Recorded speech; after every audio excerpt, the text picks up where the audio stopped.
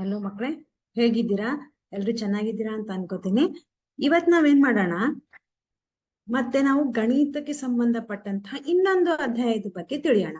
ಯಾವ ಒಂದು ಅಧ್ಯಾಯದ ಬಗ್ಗೆ ತಿಳಿಯೋಣ ಇವತ್ ನಾವು ನೇರ ಮತ್ತು ವಿಲೋಮ ಅನುಪಾತದ ಬಗ್ಗೆ ತಿಳಿಯೋಣ. ಓಕೆ, ನೇರ ಮತ್ತು ವಿಲೋಮ ಅನುಪಾತ. ಓಕೆ, ಹಾಗಾದ್ರೆ ಈ ನೇರ ಮತ್ತು ವಿಲೋಮ ಅನುಪಾತವನ್ನ ತಿಳಿಯೋದಕ್ಕಿಂತ ಮುಂಚೆ ನಾವು ಅನುಪಾತ ಅಂದ್ರೆ ಏನು ಅಂತ ನೋಡೋಣ. ನಮಗ್ ಗೊತ್ತಿದೆ ಅನುಪಾತ ಅಂದ್ರೆ ಏನು ಅಂತ. ನಾವು ಎರಡು ವಸ್ತುಗಳನ್ನ ಹೋಲಿಸಿದಾಗ ನಾವೇನ್ ಹೇಳ್ತೀವಿ, ಒಂದು ವಸ್ತು ಇನ್ನೊಂದು ವಸ್ತುಕ್ಕಿಂತ ಎಷ್ಟರಷ್ಟು ಹೆಚ್ಚಾಗಿದೆ, ಎಷ್ಟರಷ್ಟು ಕಡಿಮೆ ಇದೆ, ಹೆಚ್ಚಾಗಿದೆನೋ ಅಥವಾ ಕಡಿಮೆ ಆಗಿದೆನೋ ಅನ್ನೋದನ್ನ ನಾವೇನ್ ಮಾಡ್ತೀವಿ, ಭಾಗಾಕಾರ ರೂಪದಲ್ಲಿ ವ್ಯಕ್ತಪಡಿಸ್ತೀವಲ್ಲ, ಅದನ್ನ ನಾವೇನಂತ ಕರಿತೀವಿ, ಅನುಪಾತ ಅಂತ ಕರಿತೀವಿ. ಅದು ಈಗಾಗ್ಲೇ ನಮ್ಗೆಲ್ಲ ಗೊತ್ತಿದೆ, ಹೌದಲ್ಲ ಮಕ್ಕಳೇ? ಈಗ ಫಾರ್ ಎಕ್ಸಾಂಪಲ್, ಈಗ ಒಂದು ಬುಟ್ಟಿಯಲ್ಲಿ ನಮಗೆ ಸೇಬು ಹಣ್ಣುಗಳಿವೆ. ಎಷ್ಟು ಸೇಬು ಹಣ್ಣುಗಳಿವೆ? 5 ಸೇಬು ಹಣ್ಣುಗಳಿವೆ. ಅದೇ ತರಹ ಇನ್ನೊಂದು ಬುಟ್ಟಿಯಲ್ಲಿ ನಮಗೆ ಯಾವ್ದಿದೆ? ಬಾಳೆಹಣ್ಣುಗಳಿವೆ ಅಂತ ತಿಳ್ಕೊಳ್ರಿ. ಓಕೆ, ಯಾವ್ದಿದೆ? ಇನ್ನೊಂದು ಬುಟ್ಟಿಯಲ್ಲಿ ನಮಗೆ ಬಾಳೆಹಣ್ಣುಗಳು ಇವೆ. ಓಕೆ, ಇದರಲ್ಲಿ ನಮಗೆ ಬಾಳೆಹಣ್ಣುಗಳು ಇವೆ. ಎಷ್ಟಿವೆ?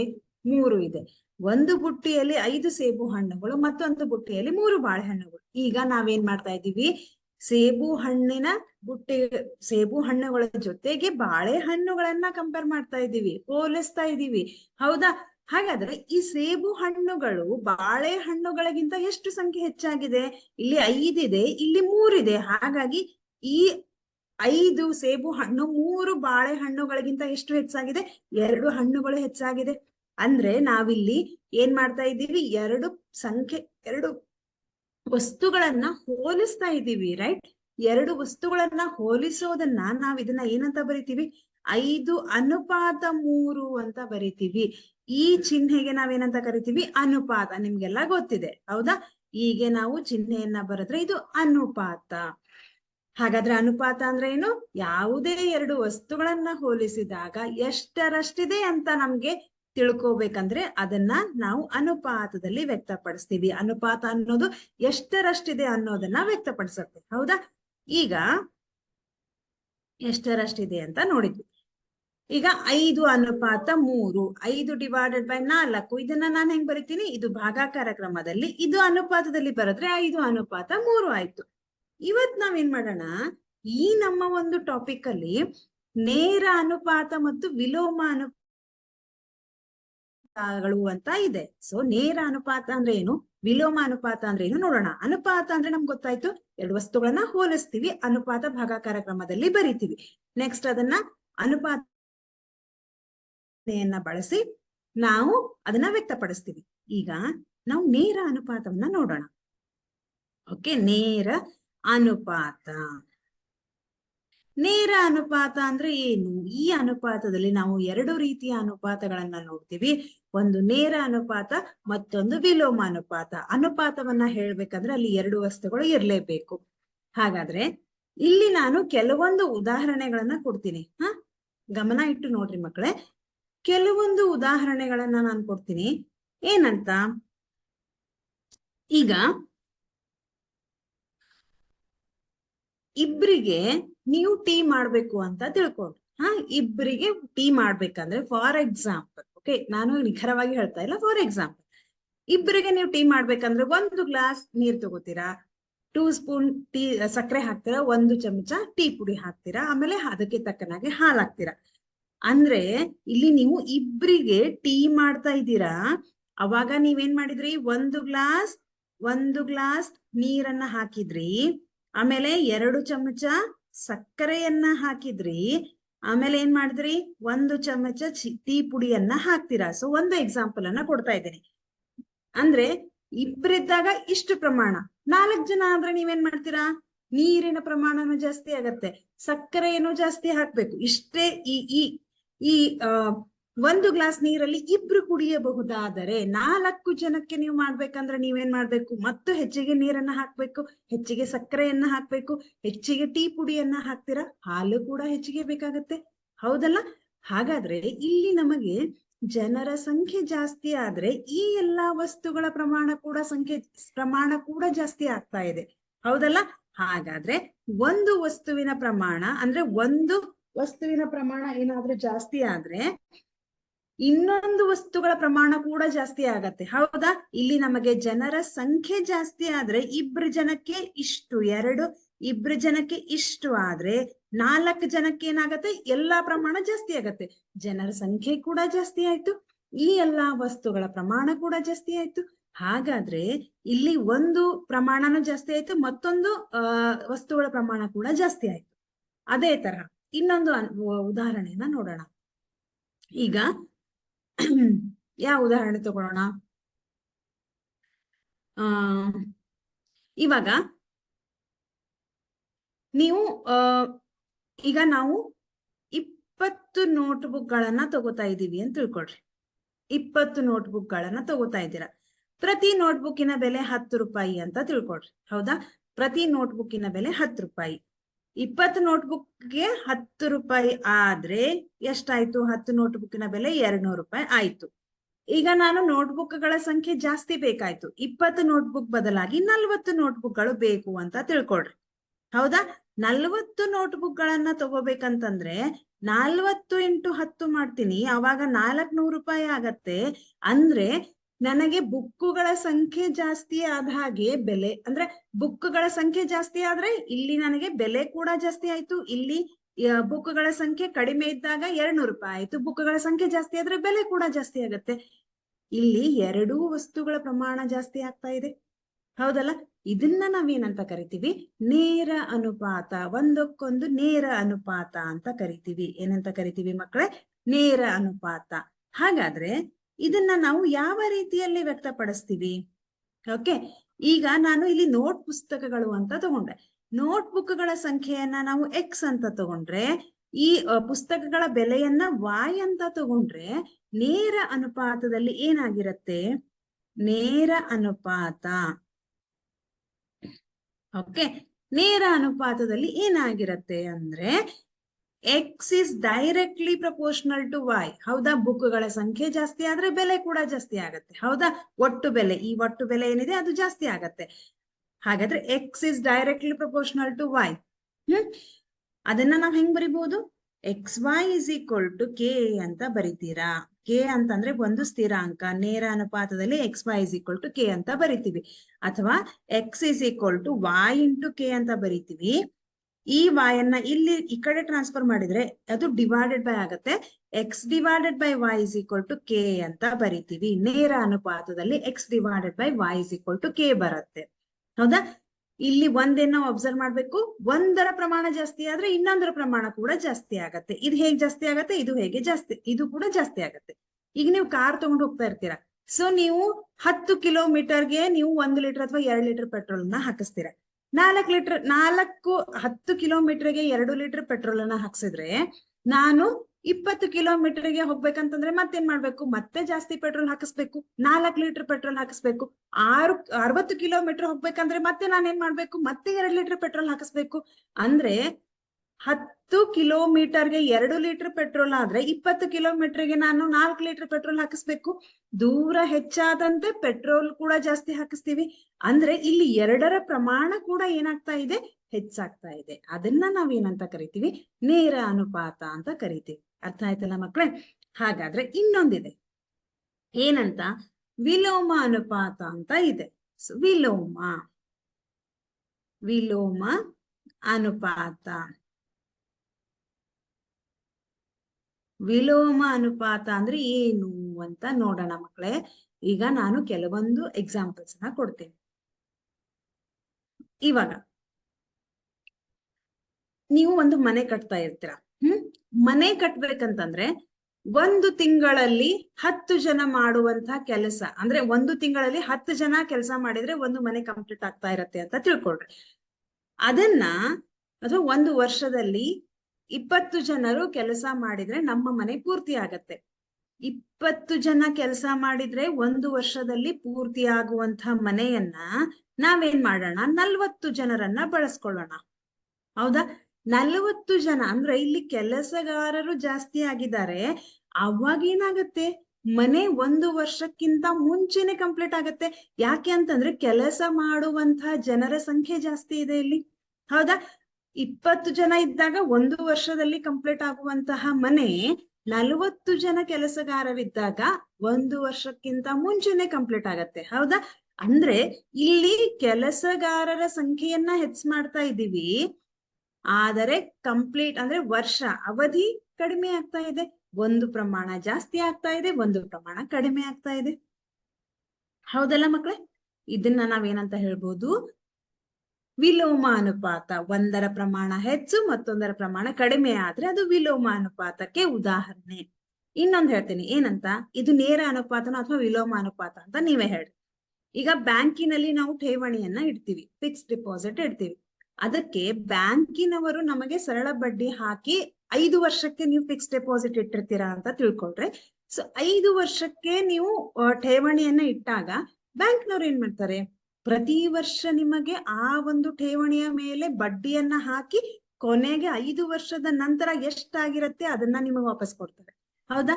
ಅಂದ್ರೆ ಅಲ್ಲಿ ನೇರ ಅನುಪಾತ ಇದೆನೋ ಅಥವಾ ವಿಲೋಮ ಅನುಪಾತ ಇದೆನೋ ಹೇಳ್ರಿ ನೋಡೋಣ. ವರ್ಷಗಳು ಹೆಚ್ಚಾದಂತೆ ಬಡ್ಡಿ ಕೂಡ ಹೆಚ್ಚಾಗತ್ತೆ. 1 ವರ್ಷಕ್ಕೆ ಅದೇ ಅಮೌಂಟ್ ಅನ್ನ ವಾಪಸ್ ತಗೊಂಡ್ರೆ ಬಡ್ಡಿ ಕಡಿಮೆ ಬರುತ್ತೆ. 2 ವರ್ಷಕ್ಕೆ, 3 ವರ್ಷಕ್ಕೆ, 4 ವರ್ಷಕ್ಕೆ, 5 ವರ್ಷಕ್ಕೆ ಹೋಲಿಸಿದ್ರೆ 1 ವರ್ಷಕ್ಕೆ ನೀವೇನಾದ್ರೂ ಅಮೌಂಟ್ ಅನ್ನ ವಾಪಸ್ ತಗೊಂಡ್ರೆ ಬಡ್ಡಿ ಕಡಿಮೆ ಬರುತ್ತೆ. ಅಂದ್ರೆ ಅವಧಿ ಜಾಸ್ತಿ ಆದ ಹಾಗೆ ಬಡ್ಡಿ ಕೂಡ ಜಾಸ್ತಿ ಆಗತ್ತೆ. ಅದು ಯಾವ ಒಂದು ಅನುಪಾತಕ್ಕೆ ಉದಾಹರಣೆ ಆಗತ್ತೆ? ಎಸ್, ನೇರ ಅನುಪಾತಕ್ಕೆ ಉದಾಹರಣೆ ಆಗತ್ತೆ. ಹಾಗಾದ್ರೆ ನೇರ ಅನುಪಾತವನ್ನ ನಾವು ಯಾವ ರೀತಿ ಬರಿತೀವಿ? ಇಲ್ಲಿ x is inversely proportional to y ಅಂತ ಹೇಳ್ತೀವಿ. ನೇರ ಅನುಪಾತದಲ್ಲಿ x is directly proportional to y, ಇಲ್ಲಿ x is inversely proportional to y ಅಂತ ಹೇಳ್ತೀವಿ. ಓಕೆ, ನೆನ್ಪಿಟ್ಕೊಳ್ರಿ. ಇನ್ನೊಂದು 2 ಪ್ರಮಾಣಗಳಿದ್ರೆ ಅವಾಗ x1 divided by x2 is equal to y1 divided by y2 ಆಗತ್ತೆ. ಎಲ್ಲಿ? ವಿಲೋಮ ಅನುಪಾತದಲ್ಲಿ. ಓಕೆ, ಎಸ್ ಮಕ್ಕಳ, ಈಗ ನಾವು ಈ ಒಂದು ವಿಲೋಮ ಮತ್ತು ನೇರ ಅನುಪಾತಕ್ಕೆ ಸಂಬಂಧಿಸಿದಂತೆ ಒಂದು ಉದಾಹರಣೆಯನ್ನ ಬಿಡಿಸೋಣ. ಯಾವ ಒಂದು ಉದಾಹರಣೆ? ಇಲ್ಲಿ ಒಂದು ಉದಾಹರಣೆ ಇದೆ. ಏನಂತ, 14 ಮೀಟರ್ ಎತ್ತರದ ವಿದ್ಯುತ್ ಕಂಬವು 10 ಮೀಟರ್ ಉದ್ದದ ನೆರಳನ್ನು ಉಂಟು ಮಾಡುತ್ತದೆ. ಅಂದ್ರೆ ಒಂದು ವಿದ್ಯುತ್ ಕಂಬದ ಎತ್ತರ ಎಷ್ಟಿದೆ? 14 ಮೀಟರ್ ಇದೆ. 14 ಮೀಟರ್ ಇರುವಂತಹ ವಿದ್ಯುತ್ ಕಂಬ, ಎತ್ತರ ಇರುವಂತಹ ವಿದ್ಯುತ್ ಕಂಬ ಎಷ್ಟು ಮೀಟರ್ ಉದ್ದದ ನೆರಳನ್ನ ಉಂಟು ಮಾಡುತ್ತೆ? 10 ಮೀಟರ್ ಇರುವಂತಹ ನೆರಳನ್ನ ಉಂಟು ಮಾಡುತ್ತೆ. ಹಾಗಾದ್ರೆ ಇದೇ ರೀತಿಯ ಸಂದರ್ಭದಲ್ಲಿ 15 ಮೀಟರ್ ಉದ್ದದ ನೆರಳನ್ನು ಉಂಟು ಮಾಡಬೇಕಾದರೆ ಮರದ ಎತ್ತರವನ್ನ ನಾವು ಕಂಡುಹಿಡಿಬೇಕು. ಓಕೆ, ಏನಂತ ಮಾಡೋಣ ಇವಾಗ? ಪರಿಹಾರ. ಇಲ್ಲಿ ನಮ್ಗೆ ಏನೇನ್ ಕೊಟ್ಟಿದ್ದಾರೆ ಕರೆಕ್ಟ್ ಆಗಿ ಅಬ್ಸರ್ವ್ ಮಾಡ್ರಿ. ನಮಗೆ ವಿದ್ಯುತ್ ಕಂಬದ ಎತ್ತರ ಕೊಟ್ಟಿದ್ದಾರೆ. ಹೌದಾ? ಈ ವಿದ್ಯುತ್ ಕಂಬದ ಎತ್ತರವನ್ನ ಬರ್ಕೊಳ್ಳೋಣ. ವಿದ್ಯುತ್ ಕಂಬದ ಎತ್ತರ 14 ಮೀಟರ್ ಇದ್ದಾಗ ಎಷ್ಟು ಮೀಟರ್ ಉದ್ದದ ನೆರಳನ್ನ ಉಂಟು ಮಾಡುತ್ತೆ? ನೆರಳಿನ ಉದ್ದ 14 ಮೀಟರ್ ಇದ್ದಾಗ 10 ಮೀಟರ್. ಅದೇ ರೀತಿ 15 ಮೀಟರ್ ಉದ್ದದ ನೆರಳನ್ನು ಉಂಟು ಮಾಡಬೇಕಾದರೆ ಮರದ ಎತ್ತರ ನಮಗೆ ಗೊತ್ತಿಲ್ಲ. ಹಾಗಾಗಿ ನಾವು ಎಕ್ಸ್ ಅಂತ ಬರೆಯೋಣ. ಇಲ್ಲಿ ನಮಗೆ ಯಾವ 2 ಅಂಶಗಳು ಗೊತ್ತಿದೆ ಅದನ್ನ ನೀಟಾಗಿ ಬರ್ಕೊಡ್ರಿ. ಕಂಬದ ಎತ್ತರ ನಮ್ಗೆ ಕೊಟ್ಟಿದ್ದಾರೆ. ಒಂದನೇದು 14 ಮೀಟರ್ ಇದ್ದಾಗ ನೆರಳಿನ ಉದ್ದ 10 ಮೀಟರ್.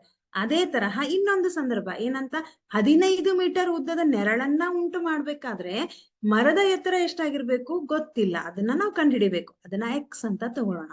ಇವಾಗ ನಾವು ಇದು ನೇರ ಅನುಪಾತದಲ್ಲಿದೆನೋ ವಿಲೋಮ ಅನುಪಾತದಲ್ಲಿದೆನೋ ಅದನ್ನ ಮೊದಲು ಚೆಕ್ ಮಾಡ್ಬೇಕು.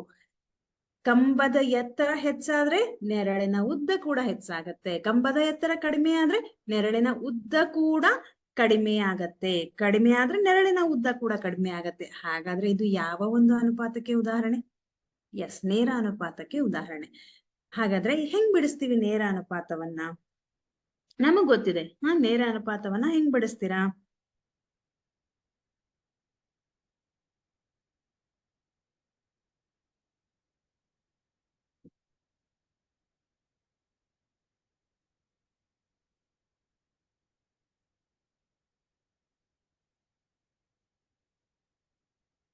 ಓಕೆ, ಇದನ್ನ x1 ಅಂತ ಕರೆಯೋಣ, ಇದನ್ನ x2 ಅಂತ ಕರೆಯೋಣ, ಇದನ್ನ y1 ಅಂತ ಕರೆಯೋಣ, ಇದನ್ನ y2 ಅಂತ ಕರೆಯೋಣ.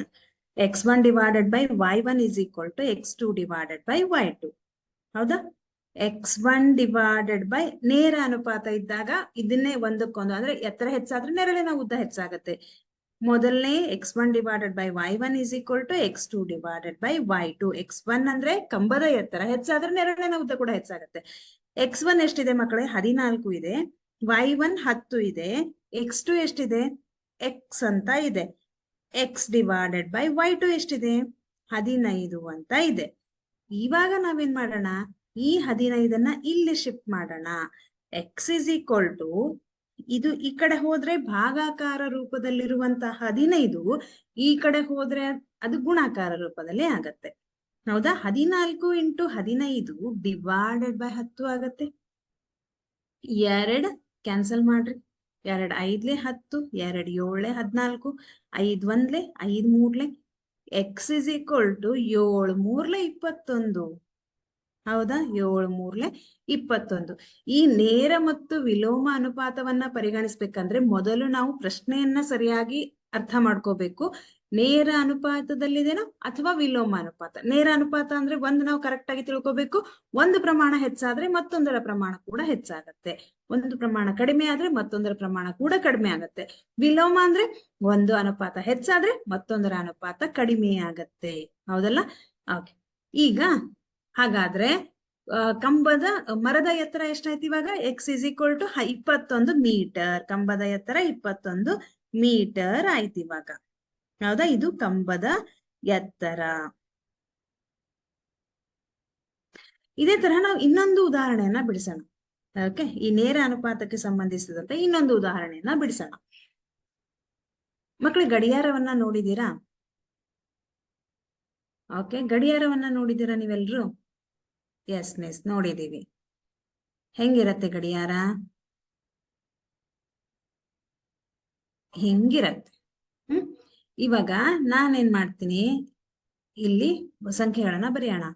12 3, ಓಕೆ, 1 2 3 4 5 6 7 8, ಇಲ್ಲಿ 9, ಇಲ್ಲಿ 10 11. ಇದು ಒಂದು ಗಡಿಯಾರ. ಮಧ್ಯಭಾಗದಲ್ಲಿ ಮುಳ್ಳು ಇದೆ. ಹೌದಾ? ಇವಾಗ ಈ ಮುಳ್ಳನ್ನ ನಾನು 12ರ ಮೇಲೆ ಬರುವಂತ ಇಡ್ತೀನಿ. 1 ನಿಮಿಷದ ಮುಳ್ಳು, 1 ಗಂಟೆಯ ಮುಳ್ಳು ನಿಮಗೆ ಗೊತ್ತಿದೆ. ಹೌದಾ? ಈಗ 1 ಮುಳ್ಳನ್ನ 12ರ ಮೇಲೆ ಇಡ್ತೀನಿ, 1 ಮುಳ್ಳನ್ನ ನಾನು 3ರ ಮೇಲೆ ಇಡ್ತೀನಿ. ಓಕೆ, 3ರ ಮೇಲೆ ಇಡ್ತೀನಿ. 12 ಮತ್ತು 3ರ ಮಧ್ಯಭಾಗದಲ್ಲಿ, ಓಕೆ, 12 ಮತ್ತು 3ರ ಮಧ್ಯಭಾಗದಲ್ಲಿ ಉಂಟಾಗುವಂತಹ ಕೋನ ಎಷ್ಟು? 90 ಡಿಗ್ರಿ. 12 ಮತ್ತು 3 ಅಂದ್ರೆ ಅರ್ಥ ಏನು? 15 ನಿಮಿಷ. 6 ಬಂದ್ರೆ 60 ನಿಮಿಷ. ಇಲ್ಲಿ ಬಂದ್ರೆ ಇದು 9ಕ್ಕೆ ಬಂದ್ರೆ 45 ನಿಮಿಷ. ಮತ್ತೆ 12ಕ್ಕೆ ಬಂದ್ರೆ ನಾವೇನಂತ ಕರಿತೀವಿ? 60 ನಿಮಿಷ ಅಂತ ಕರಿತೀವಿ. ಹೌದಾ? ಇವಾಗ ನಾವೇನ್ ಮಾಡೋಣ? ಒಂದು ಮುಳ್ಳನ್ನ 12ರ ಮೇಲೆ ಇರಿಸಿದಾಗ, ಮತ್ತೊಂದು ಮುಳ್ಳನ್ನ 3ರ ಮೇಲೆ ಇರಿಸಿದಾಗ ಅದರ ಮಧ್ಯಭಾಗದಲ್ಲಿ ಉಂಟಾಗುವಂತ ಕೋನ ಏನಾಯ್ತು ಅಂತ ನೋಡೋಣ. ಇವಾಗ ಒಂದು ಟೇಬಲ್ ಹಾಕೋಣ. ಯಾವ ಒಂದು ಟೇಬಲ್ ಹಾಕೋಣ? ಎಸ್,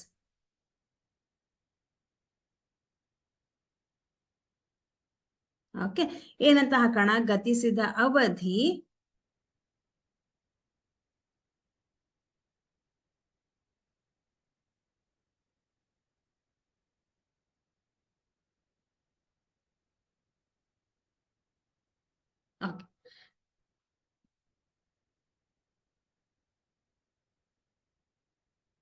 ಇಲ್ಲಿ ನಾವೇನ್ ಮಾಡೋಣ? ಗತಿಸಿದ ಅವಧಿ, ಅದನ್ನ ಟಿ ಅಂತ ತಗೊಳ್ಳೋಣ. ಗತಿಸಿದ ಅವಧಿ ಟಿ. ಓಕೆ, ಆಮೇಲೆ ನಾವೇನ್ ತಗೊಳ್ಳೋಣ? ಉಂಟು ಮಾಡಿದ ಕೋನ ತಗೊಳ್ಳೋಣ. ಉಂಟು ಮಾಡಿದ ಕೋನ. ಉಂಟು ಮಾಡಿದ ಕೋನ ಅಂದ್ರೆ ಯಾವಾಗ ಎಷ್ಟು ಕೋನ ಉಂಟಾಗತ್ತೆ ಅಂತ ನೋಡೋಣ. ಇದನ್ನ ಟಿ ಅಂತ ತಗೊಳ್ಳೋಣ, ಇದನ್ನ ಎ ಅಂತ ತಗೊಳ್ಳೋಣ. ಆಂಗಲ್. ಓಕೆ, ಎಸ್, ಇಲ್ಲಿ ಟಿ ಡಿವೈಡೆಡ್ ಬೈ ಎ ಮಾಡೋಣ. ಇವಾಗ ನಾವೇನ್ ಮಾಡ್ತಾ ಇದ್ದೀವಿ? ಗತಿಸಿದ ಅವಧಿ ಮತ್ತು ಉಂಟು ಮಾಡಿದ ಕೋನಗಳಿಗಿರುವ ಅನುಪಾತವನ್ನ ಕಂಡುಹಿಡಿತಾ ಇದ್ದೀವಿ. ಫಸ್ಟ್ ನಾವೇನ್ ಮಾಡೋಣ? ಇಲ್ಲಿ ನಾವು ಮೊದಲು 15 ನಿಮಿಷ ನೋಡೋಣ. ಓಕೆ, ಆಮೇಲೆ 60 ನಿಮಿಷ ನೋಡೋಣ, ಆಮೇಲೆ 45 ನಿಮಿಷ ನೋಡೋಣ, ಆಮೇಲೆ 15 ನಿಮಿಷ, ಆಮೇಲೆ 30 ನಿಮಿಷ, 45 ನಿಮಿಷ, 60 ನಿಮಿಷವನ್ನ ನೋಡೋಣ. ಇವಾಗ 15 ನಿಮಿಷ ಇದ್ದಾಗ ಕೋನ ಎಷ್ಟು ಉಂಟಾಯ್ತು ಮಕ್ಕಳ? ಇಲ್ಲಿ ನೋಡ್ರಿ ಸರಿಯಾಗಿ 90 ಡಿಗ್ರಿ ಉಂಟಾಯ್ತು. ಹೌದಾ? 90 ಡಿಗ್ರಿ ಆಯ್ತು. ಇದೇ ಮುಳ್ಳು 6ಕ್ಕೆ ಚಲಿಸಿದ್ರೆ ಏನಾಗತ್ತೆ? ಹಿಂಗ್ ಬರುತ್ತೆ. ಹಿಂಗೆ ಬಂದ್ರೆ ಇದು ಸ್ಟ್ರೇಟ್ ಲೈನ್ ಆಗತ್ತೆ. ಸ್ಟ್ರೇಟ್ ಲೈನ್ ಅಂದ್ರೆ ಸರಳ ರೇಖೆ. ಸರಳ ರೇಖೆ ಎಷ್ಟು ಕೋನವನ್ನ ಉಂಟು ಮಾಡುತ್ತೆ? 180 ಡಿಗ್ರಿ ಕೋನವನ್ನ ಉಂಟು ಮಾಡುತ್ತೆ. ಹಾಗಾದ್ರೆ 60 ನಿಮಿಷಕ್ಕೆ 180 ಡಿಗ್ರಿ ಕೋನ ಉಂಟಾಗಿದೆ. ಇದೇ ಮತ್ತೆ ನಮ್ಗೆ ಮುಳ್ಳು ಹೀಗೆ ಚಲಿಸಿ 45 ನಿಮಿಷಕ್ಕೆ ಬಂದ್ರೆ ಇದರ ಮಧ್ಯಭಾಗದಲ್ಲಿ ಇರುವಂತಹ ಕೋನ, ಇಷ್ಟು ಕೋನ ಏನಾಗತ್ತೆ? ನಮ್ಗೆ ಈ ಕೋನವನ್ನ ನೋಡ್ತೀರಾ ನೀವು, ಏನಾಗತ್ತೆ? ಅದು 200 ಎಷ್ಟಾಗತ್ತೆ? 70 ಡಿಗ್ರಿ. ಹೌದಾ? ಇಲ್ಲಿಂದ ಇಲ್ಲಿಗೆ 90, ಇಲ್ಲಿ 180, 90 ಪ್ಲಸ್ 90. ಹೌದಾ? 180, 180 ಪ್ಲಸ್ 90. ಯಾಕಂದ್ರೆ ಈ ಮಧ್ಯಭಾಗದಲ್ಲಿ ಉಂಟಾಗಿರುವಂತ ಕೋನ 90, 90, 90, 90 ಎಷ್ಟಾಯ್ತು? 270. 45 ನಿಮಿಷಕ್ಕೆ 270 ಡಿಗ್ರಿ ಆಯ್ತು. ಮತ್ತೆ ಇದೇ ಮುಳ್ಳು ಹಿಂಗ್ ಚಲಿಸಿದ್ರೆ 12ಕ್ಕೆ ಬಂದ್ರೆ ಏನಾಗತ್ತೆ? ಪೂರ್ಣ ಕೋನ 270 ಪ್ಲಸ್ 90. ಯಾಕಂದ್ರೆ ಇಲ್ಲಿ ಮಧ್ಯಭಾಗದಲ್ಲಿ ಉಂಟಾಗುವಂತ ಕೋನ ಕೂಡ 90 ಡಿಗ್ರಿ. ಇಷ್ಟು ಕೋನ 270, ಪೂರ್ತಿ ಕೋನ 360. ಹಾಗಾದ್ರೆ ಇಲ್ಲಿ ನಮ್ಗೆ ಎಷ್ಟಕ್ಕೆ ಬಂದ್ವಿ ನಾವಿವಾಗ? ಸರಿ, ಇದು 30 ನಿಮಿಷ. 60 ನಿಮಿಷ ಆದಾಗ 1 ಗಂಟೆ ಆದಾಗ ನಮ್ಗೆ 360 ಡಿಗ್ರಿ ಬಂತು. ಇವಾಗ ನಾವೇನ್ ಮಾಡೋಣ? ಗಂಟೆ ಮತ್ತು ಈ ಅವಧಿ ಉಂಟು ಮಾಡಿದ, ಇಲ್ಲಿ ಗತಿಸಿದ ಅವಧಿ ಡಿವೈಡೆಡ್ ಬೈ ಉಂಟು ಮಾಡಿದ ಕೋನಗಳಿಗಿರುವ ಅನುಪಾತವನ್ನ ಕಂಡುಹಿಡಿಯೋಣ. 15 ಡಿವೈಡೆಡ್ ಬೈ, ಇಲ್ಲಿ T1 ಅಂತ ತಗೊಳ್ಳೋಣ. ಇದನ್ನ T1 divided by A1. 15 divided by 90 ಎಷ್ಟಾಯ್ತು? 15 ಒಂದ್ಲೆ 15, 6ಲೆ 90, 1:6. ಇದನ್ನ T2 ಅಂತ ತಗೊಳ್ಳೋಣ, ಇದನ್ನ A2 ಅಂತ ತಗೊಳ್ಳೋಣ. T2 ಡಿವೈಡೆಡ್ ಬೈ A2 ಮಾಡಿದ್ರೆ ಎಷ್ಟು ಬಂತು? 30 ಡಿವೈಡೆಡ್ ಬೈ 180. 0 0 ಕ್ಯಾನ್ಸಲ್ ಆಯ್ತಾ? 3 1ಲೆ 3 6ಲೆ, ಹಾಗಾಗಿ 1:6 ಬಂತು. ಈ next T3 divided by A3 ಮಾಡಿದ್ರೆ 45 ಡಿವೈಡೆಡ್ ಬೈ 270. ಕ್ಯಾನ್ಸಲ್ ಮಾಡ್ರಿ, ಎಷ್ಟು ಬರುತ್ತೆ ನೋಡ್ರಿ? 3 9 27, 0, 3 1ಲೆ 3, 3 5ಲೆ 15, 15 1ಲೆ 15 6ಲೆ, 1:6. ಹೌದಲ್ಲ? Next T4 divided by A4 ಮಾಡ್ರಿ, ಎಷ್ಟು ಬಂತು? 60 ಡಿವೈಡೆಡ್ ಬೈ 360 ಮಾಡಿದ್ರೆ 0 0 ಕ್ಯಾನ್ಸಲ್ ಆಯ್ತು. 6 1ಲೆ 6ಲೆ, 1:6. ಅಂದ್ರೆ ಇಲ್ಲಿ ನಮಗೆ ನಿಮಿಷದ ಮುಳ್ಳು ಯಾವ ರೀತಿ ಚಲಿಸ್ತಾ ಹೋಗಿದೆ, ಹೆಚ್ಚಾಗ್ತಾ ಹೋಗಿದೆ, ಆವಾಗ ಡಿಗ್ರಿ ಕೂಡ ಹೆಚ್ಚಾಗ್ತಾ ಇದೆ. ಅಂದ್ರೆ ಇಲ್ಲಿ ನಮಗೆ ನಿಮಿಷ ಹೆಚ್ಚಾದ ಹಾಗೆ ಅಲ್ಲಿ ಉಂಟಾಗುವಂತಹ ಕೋನ ಕೂಡ ಹೆಚ್ಚಾಗಿದೆ. ಅಂದ್ರೆ ನಾವೇನಂತ ಹೇಳ್ತೀವಿ? ಎರಡೂ ಕೂಡ ಹೆಚ್ಚಾಗ್ತಾ ಇದೆ, ಎರಡು ಪ್ರಮಾಣ ಹೆಚ್ಚಾಗ್ತಾ ಇದೆ. ಹಾಗಾಗಿ ಇದು ನೇರ ಅನುಪಾತಕ್ಕೆ ಉದಾಹರಣೆ ಆಗತ್ತೆ. ಇದು ನೇರ ಅನುಪಾತ. ಮತ್ತೆ ಇನ್ನೊಂದು ನಾವು ಅಬ್ಸರ್ವ್ ಮಾಡ್ತೀವಿ ಇಲ್ಲಿ ನೋಡ್ರಿ, T by A, T1 divided by A1, T2 divided by A1, T3 divided by A1, T4 divided by A, T4 divided by A4. ಎಲ್ಲದರಲ್ಲೂ ಕೂಡ ಅನುಪಾತ ಏನಾಗಿದೆ? ಸ್ಥಿರವಾಗಿದೆ. ಹಾಗಾಗಿ x divided by y is equal to k. k ಏನು? ಸ್ಥಿರಾಂಕ. ಇಲ್ಲಿ ಅನುಪಾತ ಏನಾಗಿದೆ? ಸ್ಥಿರವಾಗಿದೆ. ಹೌದಲ್ಲ ಮಕ್ಕಳೇ? ಎಸ್, ಇದು ನಿಮಗೆ ಅರ್ಥ ಆಯ್ತು ಅಂತ ಅನ್ಕೋತೀನಿ. ಇದೇ ನೇರ ಅನುಪಾತಕ್ಕೆ ಸಂಬಂಧಪಟ್ಟಂತೆ ನಾವು ಮತ್ತೆ ಕೆಲವು ಲೆಕ್ಕಗಳನ್ನ ಬಿಡಿಸೋಣ. ಓಕೆ, ಎಸ್, ಇದನ್ನ ಇರೇಸ್ ಮಾಡೋಣ.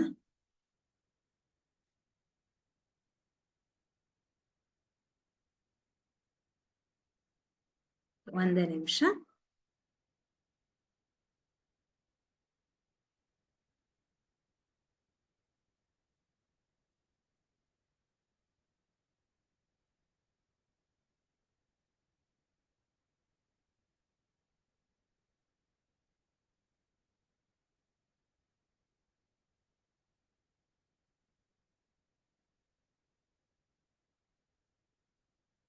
ಓಕೆ, ರೈಲ್ವೆ ನಿಲ್ದಾಣದ ಬಳಿ ಕಾರಿನ ನಿಲುಗಡೆಯ ಶುಲ್ಕವು ಈ ಕೆಳಗಿನಂತಿದೆ. ನಿಲುಗಡೆಯ ಶುಲ್ಕವು ನಿಲುಗಡೆಯ ಅವಧಿಯೊಂದಿಗೆ ನೇರ ಅನುಪಾತದಲ್ಲಿದೆ, ಪರೀಕ್ಷಿಸಿ ಅಂತ ಕೊಟ್ಟಿದ್ದಾರೆ. So simple. ಏನಂತ? 4 ಗಂಟೆ ಅವಧಿಯವರೆಗೆ ಎಷ್ಟಿದೆ? ರೂಪಾಯಿ 60 ಇದೆ. 8 ಗಂಟೆ ಅವಧಿಯವರೆಗೆ ಎಷ್ಟಿದೆ? 100 ಇದೆ. 12 ಗಂಟೆ ಅವಧಿಯವರೆಗೆ ಎಷ್ಟಿದೆ? 140 ರೂಪಾಯಿ ಇದೆ. 24 ಗಂಟೆಗಳ ಅವಧಿಗೆ ಎಷ್ಟಿದೆ? ರೂಪಾಯಿ 180 ಇದೆ. ಅಂದ್ರೆ ಇಲ್ಲಿ ಗಂಟೆಗಳು ಅವಧಿ ಹೆಚ್ಚಾದ ಹಾಗೆ ಬೆಲೆ ಕೂಡ ಹೆಚ್ಚಾಗ್ತಾ ಇದೆ. ಸೊ ಸರಿಯಾಗಿ ಗಮನಿಸ್ರಿ, ಅವಧಿ ಹೆಚ್ಚಾದಾಗೆ ನಮ್ಗೆ ಇಲ್ಲಿ ಬೆಲೆ ಕೂಡ ಜಾಸ್ತಿ ಆಗ್ತಾ ಇದೆ. ಅಂದ್ರೆ ಇಲ್ಲಿ ನೀವು ಒಂದ್ ಸ್ಥಳದಲ್ಲಿ ಕಾರನ್ನ ಪಾರ್ಕ್ ಮಾಡಿರ್ತೀರಾ, 1 ಗಂಟೆಗೆ ಇಷ್ಟು ಶುಲ್ಕ ಅಂತ ಇರತ್ತೆ. ನೀವು 2 ಗಂಟೆ ನಿಲ್ಸಿದ್ರೆ ಹೆಚ್ಚು, 1 ಗಂಟೆಗೆ ಎಷ್ಟು ಶುಲ್ಕ ಮಾಡ್ತೀರಾ ಅದ್ರ ಡಬಲ್ ಕೊಡ್ತೀರಾ, ಹೌದಾ? ಅಂದ್ರೆ ಅವಧಿ ಹೆಚ್ಚಾದಾಗೆ ಬೆಲೆ ಕೂಡ ಹೆಚ್ಚಾಗತ್ತೆ. ಹಾಗಾಗಿ ಇದು ಯಾವ ಒಂದು ಅನುಪಾತಕ್ಕೆ ಉದಾಹರಣೆ ಮಕ್ಕಳೇ?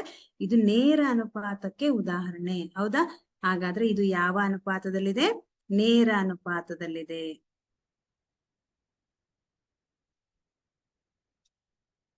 ಅದೇ ತರ ಇಲ್ಲೊಂದು ಪ್ರಶ್ನೆ ಇದೆ. ಏನಂತ ಇದೆ?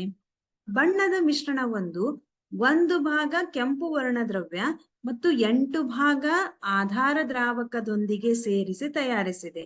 ಈ ಕೆಳಗಿನ ಕೋಷ್ಟಕದಲ್ಲಿ ಸೇರಿಸಬೇಕಾದ ಆಧಾರ ದ್ರಾವಕದ ಭಾಗವನ್ನು ಕಂಡುಹಿಡಿಯಿರಿ ಅಂತ ಹೇಳಿದ್ದಾರೆ. ಅಂದ್ರೆ 1 ಭಾಗ ಕೆಂಪು ಇದೆ, ಹೌದಾ? ನೆಕ್ಸ್ಟ್ ಏನಿದೆ? 8 ಭಾಗ ಆಧಾರ ದ್ರಾವಕ ಇದೆ. ಪ್ರತಿಯೊಂದಕ್ಕೂ 8 ಭಾಗವನ್ನ ಸೇರಿಸಿ ದ್ರಾವಕವನ್ನ ತಯಾರಿಸಲಾಗಿದೆ ಅಂತ ಕೊಟ್ಟಿದ್ದಾರೆ. ಹಾಗಾದ್ರೆ ಏನ್ ಕೇಳಿದ್ದಾರೆ? ಸೇರಿಸಬೇಕಾದ ಆಧಾರ ದ್ರಾವಕದ ಭಾಗವನ್ನು ಕಂಡುಹಿಡಿಯಿರಿ ಅಂತ ಹೇಳಿದ್ದಾರೆ. ಅದಕ್ಕೆ ನಾವೇನ್ ಮಾಡೋಣ? ಆಧಾರ ದ್ರಾವಕದ ಭಾಗ ಅಂತ ಕೇಳಿದ್ರೆ ನಮಗ್ ಗೊತ್ತಿಲ್ಲ, ಅದಕ್ಕೋಸ್ಕರ ನಾವು ಅದನ್ನ ಎಕ್ಸ್ ಅಂತ ತಗೊಳ್ಳೋಣ. ಆಧಾರ ದ್ರಾವಕದ ಭಾಗ ಏನಾಗಿರ್ಲಿ? ಎಕ್ಸ್ ಆಗಿರಲಿ. ಹಾಗೂ ಇಲ್ಲಿ ಇನ್ನೊಂದಿದೆ. ಯಾವ ಪರಿಮಾಣ ಇದೆ? ವರ್ಣದ್ರವ್ಯದ ಭಾಗ ಅಂತ ಇದೆ. ವರ್ಣದ್ರವ್ಯದ ಭಾಗ ಏನಾಗಿರ್ಲಿ? ವಾಯ್ ಆಗಿರಲಿ, ಹೌದಾ? ಇಲ್ಲಿ ಮಿಶ್ರಣವು ನೇರ ಅನುಪಾತದಲ್ಲಿ ಇದೆ. ಅಂದ್ರೆ ಪ್ರತಿಯೊಂದಕ್ಕೂ ನೀವು 8 ಆಧಾರ ದ್ರಾವಕದ ಭಾಗವನ್ನ ಸೇರಿಸ್ತಾ ಹೋದ್ರೆ ಅಲ್ಲಿ ವರ್ಣದ್ರವ್ಯದ ಭಾಗ ಹೆಚ್ಚಾಗ್ತಾ ಹೋಗುತ್ತೆ, ಹೌದಾ? ಹಾಗಾಗಿ ಇದು ನೇರ ಅನುಪಾತದಲ್ಲಿ ಇದೆ. ನೇರ ಅನುಪಾತದಲ್ಲಿ ಇದ್ರೆ ಕಂಡೀಷನ್ ಏನಂತ ಹೇಳಿದ್ವಿ ನಾವು? X divided by y is equal to k ಅಂತ ಹೇಳಿದ್ವಿ. ಕೆ ಅಂದ್ರೆ ಒಂದು ಸ್ಥಿರಾಂಕ. ಇಲ್ಲಿ ಮೊದಲನೇದ್ ನೋಡ್ರಿ, ವರ್ಣದ್ರವ್ಯದ ಭಾಗ 1 ಇದೆ, ಆಧಾರ ದ್ರಾವಕದ ಭಾಗ ಏನಾಗಿದೆ? 8 ಅಂತ ಇದೆ. ಎಕ್ಸ್ ಡಿವೈಡೆಡ್ ಬೈ ವೈ ಮಾಡಿದ್ರೆ, ಎಕ್ಸ್ ಅಂದ್ರೆ ನಾವೇನಂತ ತಗೊಂಡಿದೀವಿ? ಆಧಾರ ದ್ರಾವಕದ ಭಾಗ. ಆಧಾರ ದ್ರಾವಕ ಅಂದ್ರೆ ಫಸ್ಟ್ ರಲ್ಲಿ 1ನೇದ್ರಲ್ಲಿ 8 ಇದೆ, ವರ್ಣದ್ರವ್ಯ ಎಷ್ಟಿದೆ? 1 ಅಂತ ಇದೆ. 8 ಡಿವೈಡೆಡ್ ಬೈ 1 ಮಾಡಿದ್ರೆ 8 ಆಗತ್ತೆ, ಹೌದಾ? ಅದೇ ತರಹ ಎರಡನೇದ್ ನೋಡ್ರಿ, ಎರಡನೇದನ್ನ ನೋಡಿದ್ರೆ ಆಧಾರ ದ್ರಾವಕವನ್ನ ಎಕ್ಸ್ ಆಗಿ ತಗೊಂಡಿದೀವಿ. ಎಕ್ಸ್ ಎಷ್ಟಿದೆ ನಮಗ್ ಗೊತ್ತಿಲ್ಲ, ಆದ್ರೆ ವರ್ಣದ್ರವ್ಯದ ಭಾಗ ವಾಯ್ ಗೊತ್ತಿದೆ. ಎಷ್ಟು? 4 ಅಂತ ಇದೆ. ಇಲ್ಲಿ ನಾವೇನಂತ ಕಂಡೀಷನ್ ಹೇಳಿದೀವಿ? ಪ್ರತಿಯೊಂದಕ್ಕೂ 8 ಭಾಗ ಆಧಾರ ದ್ರಾವಕದೊಂದಿಗೆ ಸೇರಿಸ್ತಾ ಹೋಗಿ ತಯಾರಿಸಲಾಗಿದೆ ಅಂತ ಹೇಳಿದೀವಿ. ಅದಕ್ಕೋಸ್ಕರ ಪ್ರತಿಯೊಂದಕ್ಕೂ 8 ಕಾಮನ್ ಆಗಿದೆ, ಅದನ್ನ ಸ್ಥಿರಾಂಕ ಅಂತ ಕರಿತೀವಿ. X divided by y is equal to k ಅಂತ ಹೇಳಿದಿವಲ್ಲ, ಕೆ ಅಂದ್ರೆ ಸ್ಥಿರಾಂಕ. ಇಲ್ಲಿ ಸ್ಥಿರಾಂಕ ಯಾವ್ದಾಯ್ತು? 8. ಯಾಕೆ? ಪ್ರತಿ ಕಂಡೀಷನ್ನಿಗೂ 8 ಕಾಮನ್ ಆಗಿದೆ, ಇದು ಸ್ಥಿರವಾಗಿದೆ. ಹಾಗಾಗಿ ನಾವೇನ್ ಮಾಡ್ತೀವಿ? X divided by 4 is equal to 8 ಅಂತ ಮಾಡಿದ್ರೆ ಈ 4ನ್ನ ಇಲ್ಲಿ ಟ್ರಾನ್ಸ್ಫರ್ ಮಾಡ್ರಿ. ಭಾಗಾಕಾರ ರೂಪದಲ್ಲಿರೋದು ಈ ಕಡೆ ಹೋದ್ರೆ ಗುಣಾಕಾರ ಆಗತ್ತೆ. 8 ಇಂಟು 4 ಮಾಡ್ತೀರಾ? 8 32. ಹಾಗಾದ್ರೆ ಇದೆಷ್ಟು ಬಂತು? 32 ಬಂತು. ಅದೇ ತರಹ ಇಲ್ಲಿ ನೋಡಿದ್ರೆ 7 ಅಂತ ಇದೆ. ವರ್ಣದ್ರವ್ಯದ ಭಾಗ ಎಷ್ಟಿದೆ ಮಕ್ಕಳು? 7. ವಾಯ್ನ ಬೆಲೆ ಗೊತ್ತಿದೆ, ಎಕ್ಸ್ ನ ಬೆಲೆ ಗೊತ್ತಿಲ್ಲ. X divided by 7 is equal to, ಮತ್ತೆ ಕೆ ಎಷ್ಟಿದೆ? 8, ಹೌದಾ? 7ನ್ನ ಇಲ್ಲಿ ಟ್ರಾನ್ಸ್ಫರ್ ಮಾಡ್ರಿ. X is equal to 8 into 7, 8 7 56. ಹಾಗಾಗಿ ಇದೆಷ್ಟಾಯ್ತು? 56. ನೆಕ್ಸ್ಟ್ ಇಲ್ಲಿ ಎಷ್ಟಿದೆ? ವಾಯ್ 12 ಇದೆ. X divided by 12 is equal to 8. ಇಲ್ಲೂ ಕೂಡ 12ನ್ನ ಇಲ್ಲಿ ಟ್ರಾನ್ಸ್ಫರ್ ಮಾಡ್ರಿ. X is equal to 8 into 12 ಆಗತ್ತೆ. 96 ಆಯ್ತು, ಹೌದಲ್ಲ? ಇದು 96. ಮತ್ತೆ ಇದನ್ನು ನೋಡಿದ್ರೆ ಸೇಮ್ ಆಗತ್ತೆ. ವಾಯ್ ಬೆಲೆ 20 ಇದೆ, ಎಕ್ಸ್ ಬೆಲೆ ಗೊತ್ತಿಲ್ಲ. X divided by 20 is equal to ಸ್ಥಿರಾಂಕ ಏನಿದೆ? ಕೆ ಇಲ್ಲಿ 8 ಅಂತ ಇದೆ. ಮತ್ತೆ ಸೇಮ್ ಹಾಗೆ ಗುಣಾಕಾರ ಮಾಡ್ತೀರಾ. X is equal to 20 into 8 ಮಾಡ್ತೀರಾ. 28 160. ಹಾಗಾಗಿ 160. ಇಲ್ಲಿ ನಾವು ಪ್ರತಿಯೊಂದಕ್ಕೆ ವರ್ಣದ್ರವ್ಯ ಮತ್ತು 8 ಭಾಗ ಆಧಾರ ದ್ರಾವಕವನ್ನ ಸೇರಿಸಿದಾಗ ನಮಗೇನಾಯ್ತು, ಆಧಾರ ದ್ರಾವಕದ ಭಾಗ ಹೆಚ್ಚು ಹೋಯ್ತು. ಇದು ನೇರ ಅನುಪಾತದಲ್ಲಿದೆ. ಹಾಗಾಗಿ ಕೊನೆಗೆ ನಮ್ಗೆ ಏನ್ ಬಂತು, 1 ಇದ್ದಾಗ 8 ಆಧಾರ ದ್ರಾವಕ, ವರ್ಣದ್ರವ್ಯದ ಭಾಗ 4 ಇದ್ರೆ ಆಧಾರ ದ್ರಾವಕದ ಭಾಗ 32, 7 ಇದ್ದಾಗ 56, 12 ಇದ್ದಾಗ 96, 20 ಇದ್ದಾಗ 160 ಬಂತು. ಹೌದಾ? ಈಸಿ ಇದೆ ಅಲ್ವಾ ಇದು? ನೆಕ್ಸ್ಟ್ ಇಲ್ಲಿ ನೋಡ್ರಿ, ಒಂದು ಬ್ಯಾಕ್ಟೀರಿಯಾದ ಛಾಯಾಚಿತ್ರವನ್ನು 50,000 ಪಟ್ಟು ವರ್ಧಿಸಿದಾಗ ಅದು ಚಿತ್ರದಲ್ಲಿ ತೋರಿಸಿರುವಂತೆ 5 ಸೆಂಟಿಮೀಟರ್ ಉದ್ದವನ್ನ ಹೊಂದುವುದು. ಹಾಗಾದರೆ ಬ್ಯಾಕ್ಟೀರಿಯಾದ ನಿಜವಾದ ಉದ್ದವೆಷ್ಟು? ಛಾಯಾಚಿತ್ರವನ್ನು 20,000 ಪಟ್ಟು ವರ್ಧಿಸಿದಾಗ ಅದರ ವರ್ಧಿತ ಉದ್ದವೆಷ್ಟು ಅಂತ ಕೇಳಿದ್ದಾರೆ. ಅಂದ್ರೆ ಇಲ್ಲಿ ನಮಗೆ ಒಂದು ಬ್ಯಾಕ್ಟೀರಿಯಾ ಇದೆ, ಹೌದಾ? ಇದನ್ನ ಒಂದು ಬ್ಯಾಕ್ಟೀರಿಯಾ ಅಂತ ತಿಳ್ಕೊಳ್ರಿ. ಈ ಬ್ಯಾಕ್ಟೀರಿಯಾ ನಿಜವಾಗಿ ಎಷ್ಟು ಉದ್ದ ಇದೆ ನಮ್ಗೆ ಗೊತ್ತಿಲ್ಲ. ನಾವು ಅದನ್ನ ಏನ್ ಮಾಡಿದೀವಿ, 50,000 ಪಟ್ಟು ವರ್ಧಿಸಿದೀವಿ. ವರ್ಧಿಸಿದು ಅಂದ್ರೆ ಹೆಚ್ಚು ಮಾಡಿದೀವಿ, ಹೌದಾ? ಹೆಚ್ಚು ಮಾಡಿದೀವಿ. ಹೆಚ್ಚು ಮಾಡಿದಾಗ ಅದೇನಾಗತ್ತೆ, ನೀವು 50,000 ಪಟ್ಟು ಹೆಚ್ಚು ಮಾಡಿದಾಗ ಅದರ ಉದ್ದ 5 ಸೆಂಟಿಮೀಟರ್, ಹೌದಾ? ಮೊದಲನೇ ನಿಜವಾದ ಉದ್ದ ನಮಗ್ ಗೊತ್ತಿಲ್ಲ. ಈ ಬ್ಯಾಕ್ಟೀರಿಯಾನ 50,000 ಪಟ್ಟು ವರ್ಧಿಸಿದಾಗ ಅದು 5 ಸೆಂಟಿಮೀಟರ್ ಹೆಚ್ಚಾಗಿದೆ ಅಂತ ಕೊಟ್ಟಿದ್ದಾರೆ. ಹಾಗಾದ್ರೆ ಬ್ಯಾಕ್ಟೀರಿಯಾದ ನಿಜವಾದ ಉದ್ದ ನಮಗ್ ಗೊತ್ತಿಲ್ಲ, ನಾವು ಕಂಡುಹಿಡಿಬೇಕು. ಇಲ್ಲಿ ಛಾಯಾಚಿತ್ರವನ್ನ 20,000 ಪಟ್ಟು ವರ್ಧಿಸಿದಾಗ ಅದರ ವರ್ಧಿತ ಉದ್ದವೆಷ್ಟು ಅಂತ ಕೊಟ್ಟಿದ್ದಾರೆ. 50,000 ಇದ್ದಾಗ 5 ಸೆಂಟಿಮೀಟರ್ ಹೆಚ್ಚಾದ್ರೆ 20,000 ವರ್ಧಿಸಿದಾಗ ವರ್ಧಿತ ಉದ್ದ ಎಷ್ಟು ಅಂತ ಕೇಳಿದೆ. ಈಗ ಹೆಂಗ್ ಮಾಡೋದು ಇದನ್ನ ಪರಿಹಾರ? ಓಕೆ, ಹೆಂಗ್ ಮಾಡ್ತೀರಾ ಮಕ್ಕಳ ಇದನ್ನ? ಬ್ಯಾಕ್ಟೀರಿಯಾದ ವರ್ಧನೆಯ ಉದ್ದ ಎಕ್ಸ್ ಆಗಿರ್ಲಿ. ಯಾಕೆ ಅಂದ್ರೆ ನಮಗೆ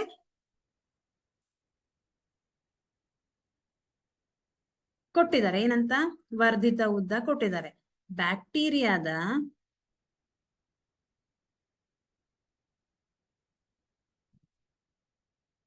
ವರ್ಧಿತ ಉದ್ದ ಅಥವಾ ವರ್ಧನೆಯ ಉದ್ದ ಎಷ್ಟಾಗಿರಲಿ, ಎಕ್ಸ್ ಆಗಿರಲಿ. ಇಲ್ಲಿ ನಮಗೆ ವರ್ಧಿತ ಉದ್ದವೆಷ್ಟು ಅಂತ ಕೇಳಿದ್ದಾರೆ. ಹಾಗಾಗಿ ವರ್ಧನೆಯ ಉದ್ದ ಎಕ್ಸ್ ಆಗಿರಲಿ.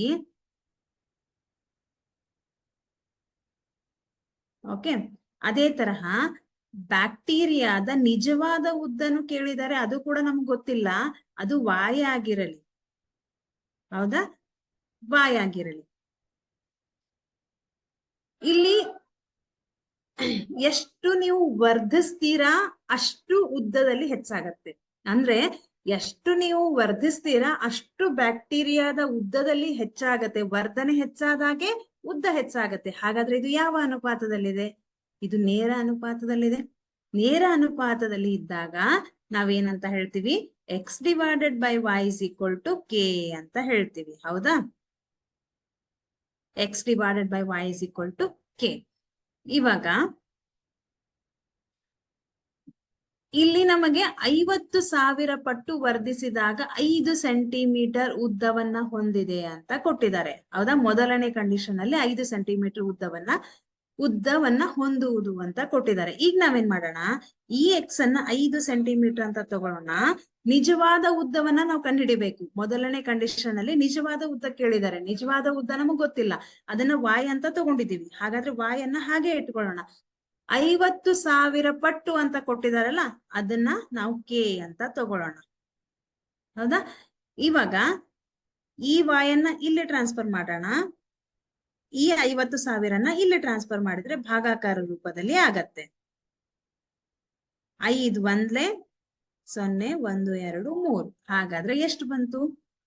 1 ಡಿವೈಡೆಡ್ ಬೈ 4 0 10,000 ಬಂತು. ಇದನ್ನ ಘಾತಾಂಕ ರೂಪದಲ್ಲಿ ಬರೆದ್ರೆ 4 ಸೊನ್ನೆಗಳಿವೆ, 10⁴ ಆಯ್ತು. ಇದನ್ನ ನೀವು ಋಣಘಾತ ಸೂಚಿಯಲ್ಲಿ ಬರೆದ್ರೆ ಹೆಂಗ್ ಬರಿತೀರಾ?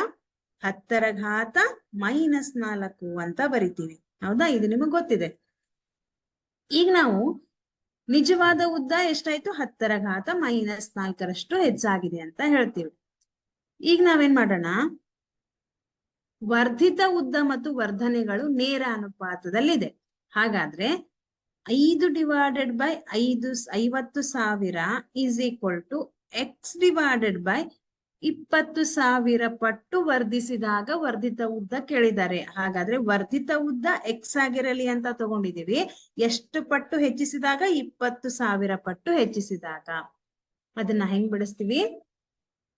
ಈ 20,000ನ ಇಲ್ಲಿ ಟ್ರಾನ್ಸ್ಫರ್ ಮಾಡ್ರಿ.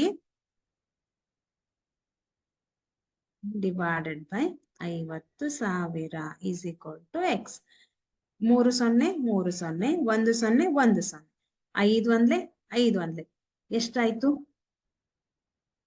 2 ಸೆಂಟಿಮೀಟರ್. ಹಾಗಾದ್ರೆ x is equal to 2 centimetre ಬಂತು. ಅಂದ್ರೆ ಅರ್ಥ ಏನು? ಛಾಯಾಚಿತ್ರವನ್ನ ನಾವು 2 ಸೆಂಟಿಮೀಟರ್ ಪಟ್ಟು ವರ್ಧಿಸಿದಾಗ ಅದರ ಉದ್ದ ಎಷ್ಟು? 20,000 ಪಟ್ಟು ವರ್ಧಿಸಿದಾಗ ಅದರ ಉದ್ದ ಎಷ್ಟಾಗತ್ತೆ? 2 ಸೆಂಟಿಮೀಟರ್ ಆಗತ್ತೆ ಅಂತ ಅದರ ಅರ್ಥ. ಹೌದಲ್ಲ? ಇದೇ ತರ ಇನ್ನೊಂದು ಲೆಕ್ಕ ಮಾಡೋಣ. 2 ಕಿಲೋಗ್ರಾಂ ಸಕ್ಕರೆಯು 9 × 10⁶ ಹರಳುಗಳನ್ನ ಹೊಂದಿದೆ. ಹಾಗಾದರೆ 5 ಕಿಲೋಗ್ರಾಂ ಸಕ್ಕರೆ ಮತ್ತು 1.2 ಕಿಲೋಗ್ರಾಂ ಸಕ್ಕರೆಯಲ್ಲಿರುವ ಹರಳುಗಳ ಸಂಖ್ಯೆ ಎಷ್ಟು ಅಂತ ಕೇಳಿದ್ದಾರೆ. ಇದ್ನ ಹೆಂಗ್ ಬಿಡಿಸ್ತೀರಾ? ಇಲ್ಲಿ ನಮಗೆ ಹರಳುಗಳ ಸಂಖ್ಯೆ ಕೇಳಿದ್ದಾರೆ. ಹಾಗಾಗಿ ನಾವೇನ್ ಮಾಡೋಣ? ಹರಳುಗಳ ಸಂಖ್ಯೆಯನ್ನ ಎಕ್ಸ್ ಅಂತ ತಗೊಳ್ಳೋಣ. ಯಾವುದು ನಮ್ಗೆ ಕೇಳಿದರೆ, ಯಾವುದು ನಮಗೆ ಗೊತ್ತಿಲ್ಲ, ಅದನ್ನ ಎಕ್ಸ್ ಅಂತ ತಗೊಳ್ಳೋಣ. ಹರಳುಗಳ ಸಂಖ್ಯೆ, ಸಕ್ಕರೆಯಲ್ಲಿರುವ ಹರಳುಗಳ ಸಂಖ್ಯೆ.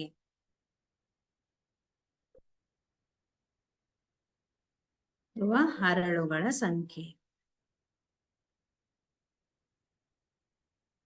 ಸಂಖ್ಯೆ ಎಕ್ಸ್ ಆಗಿರಲಿ. ಹೌದಾ? ಎಕ್ಸ್ ಆಗಿರಲಿ. ಸಕ್ಕರೆಯ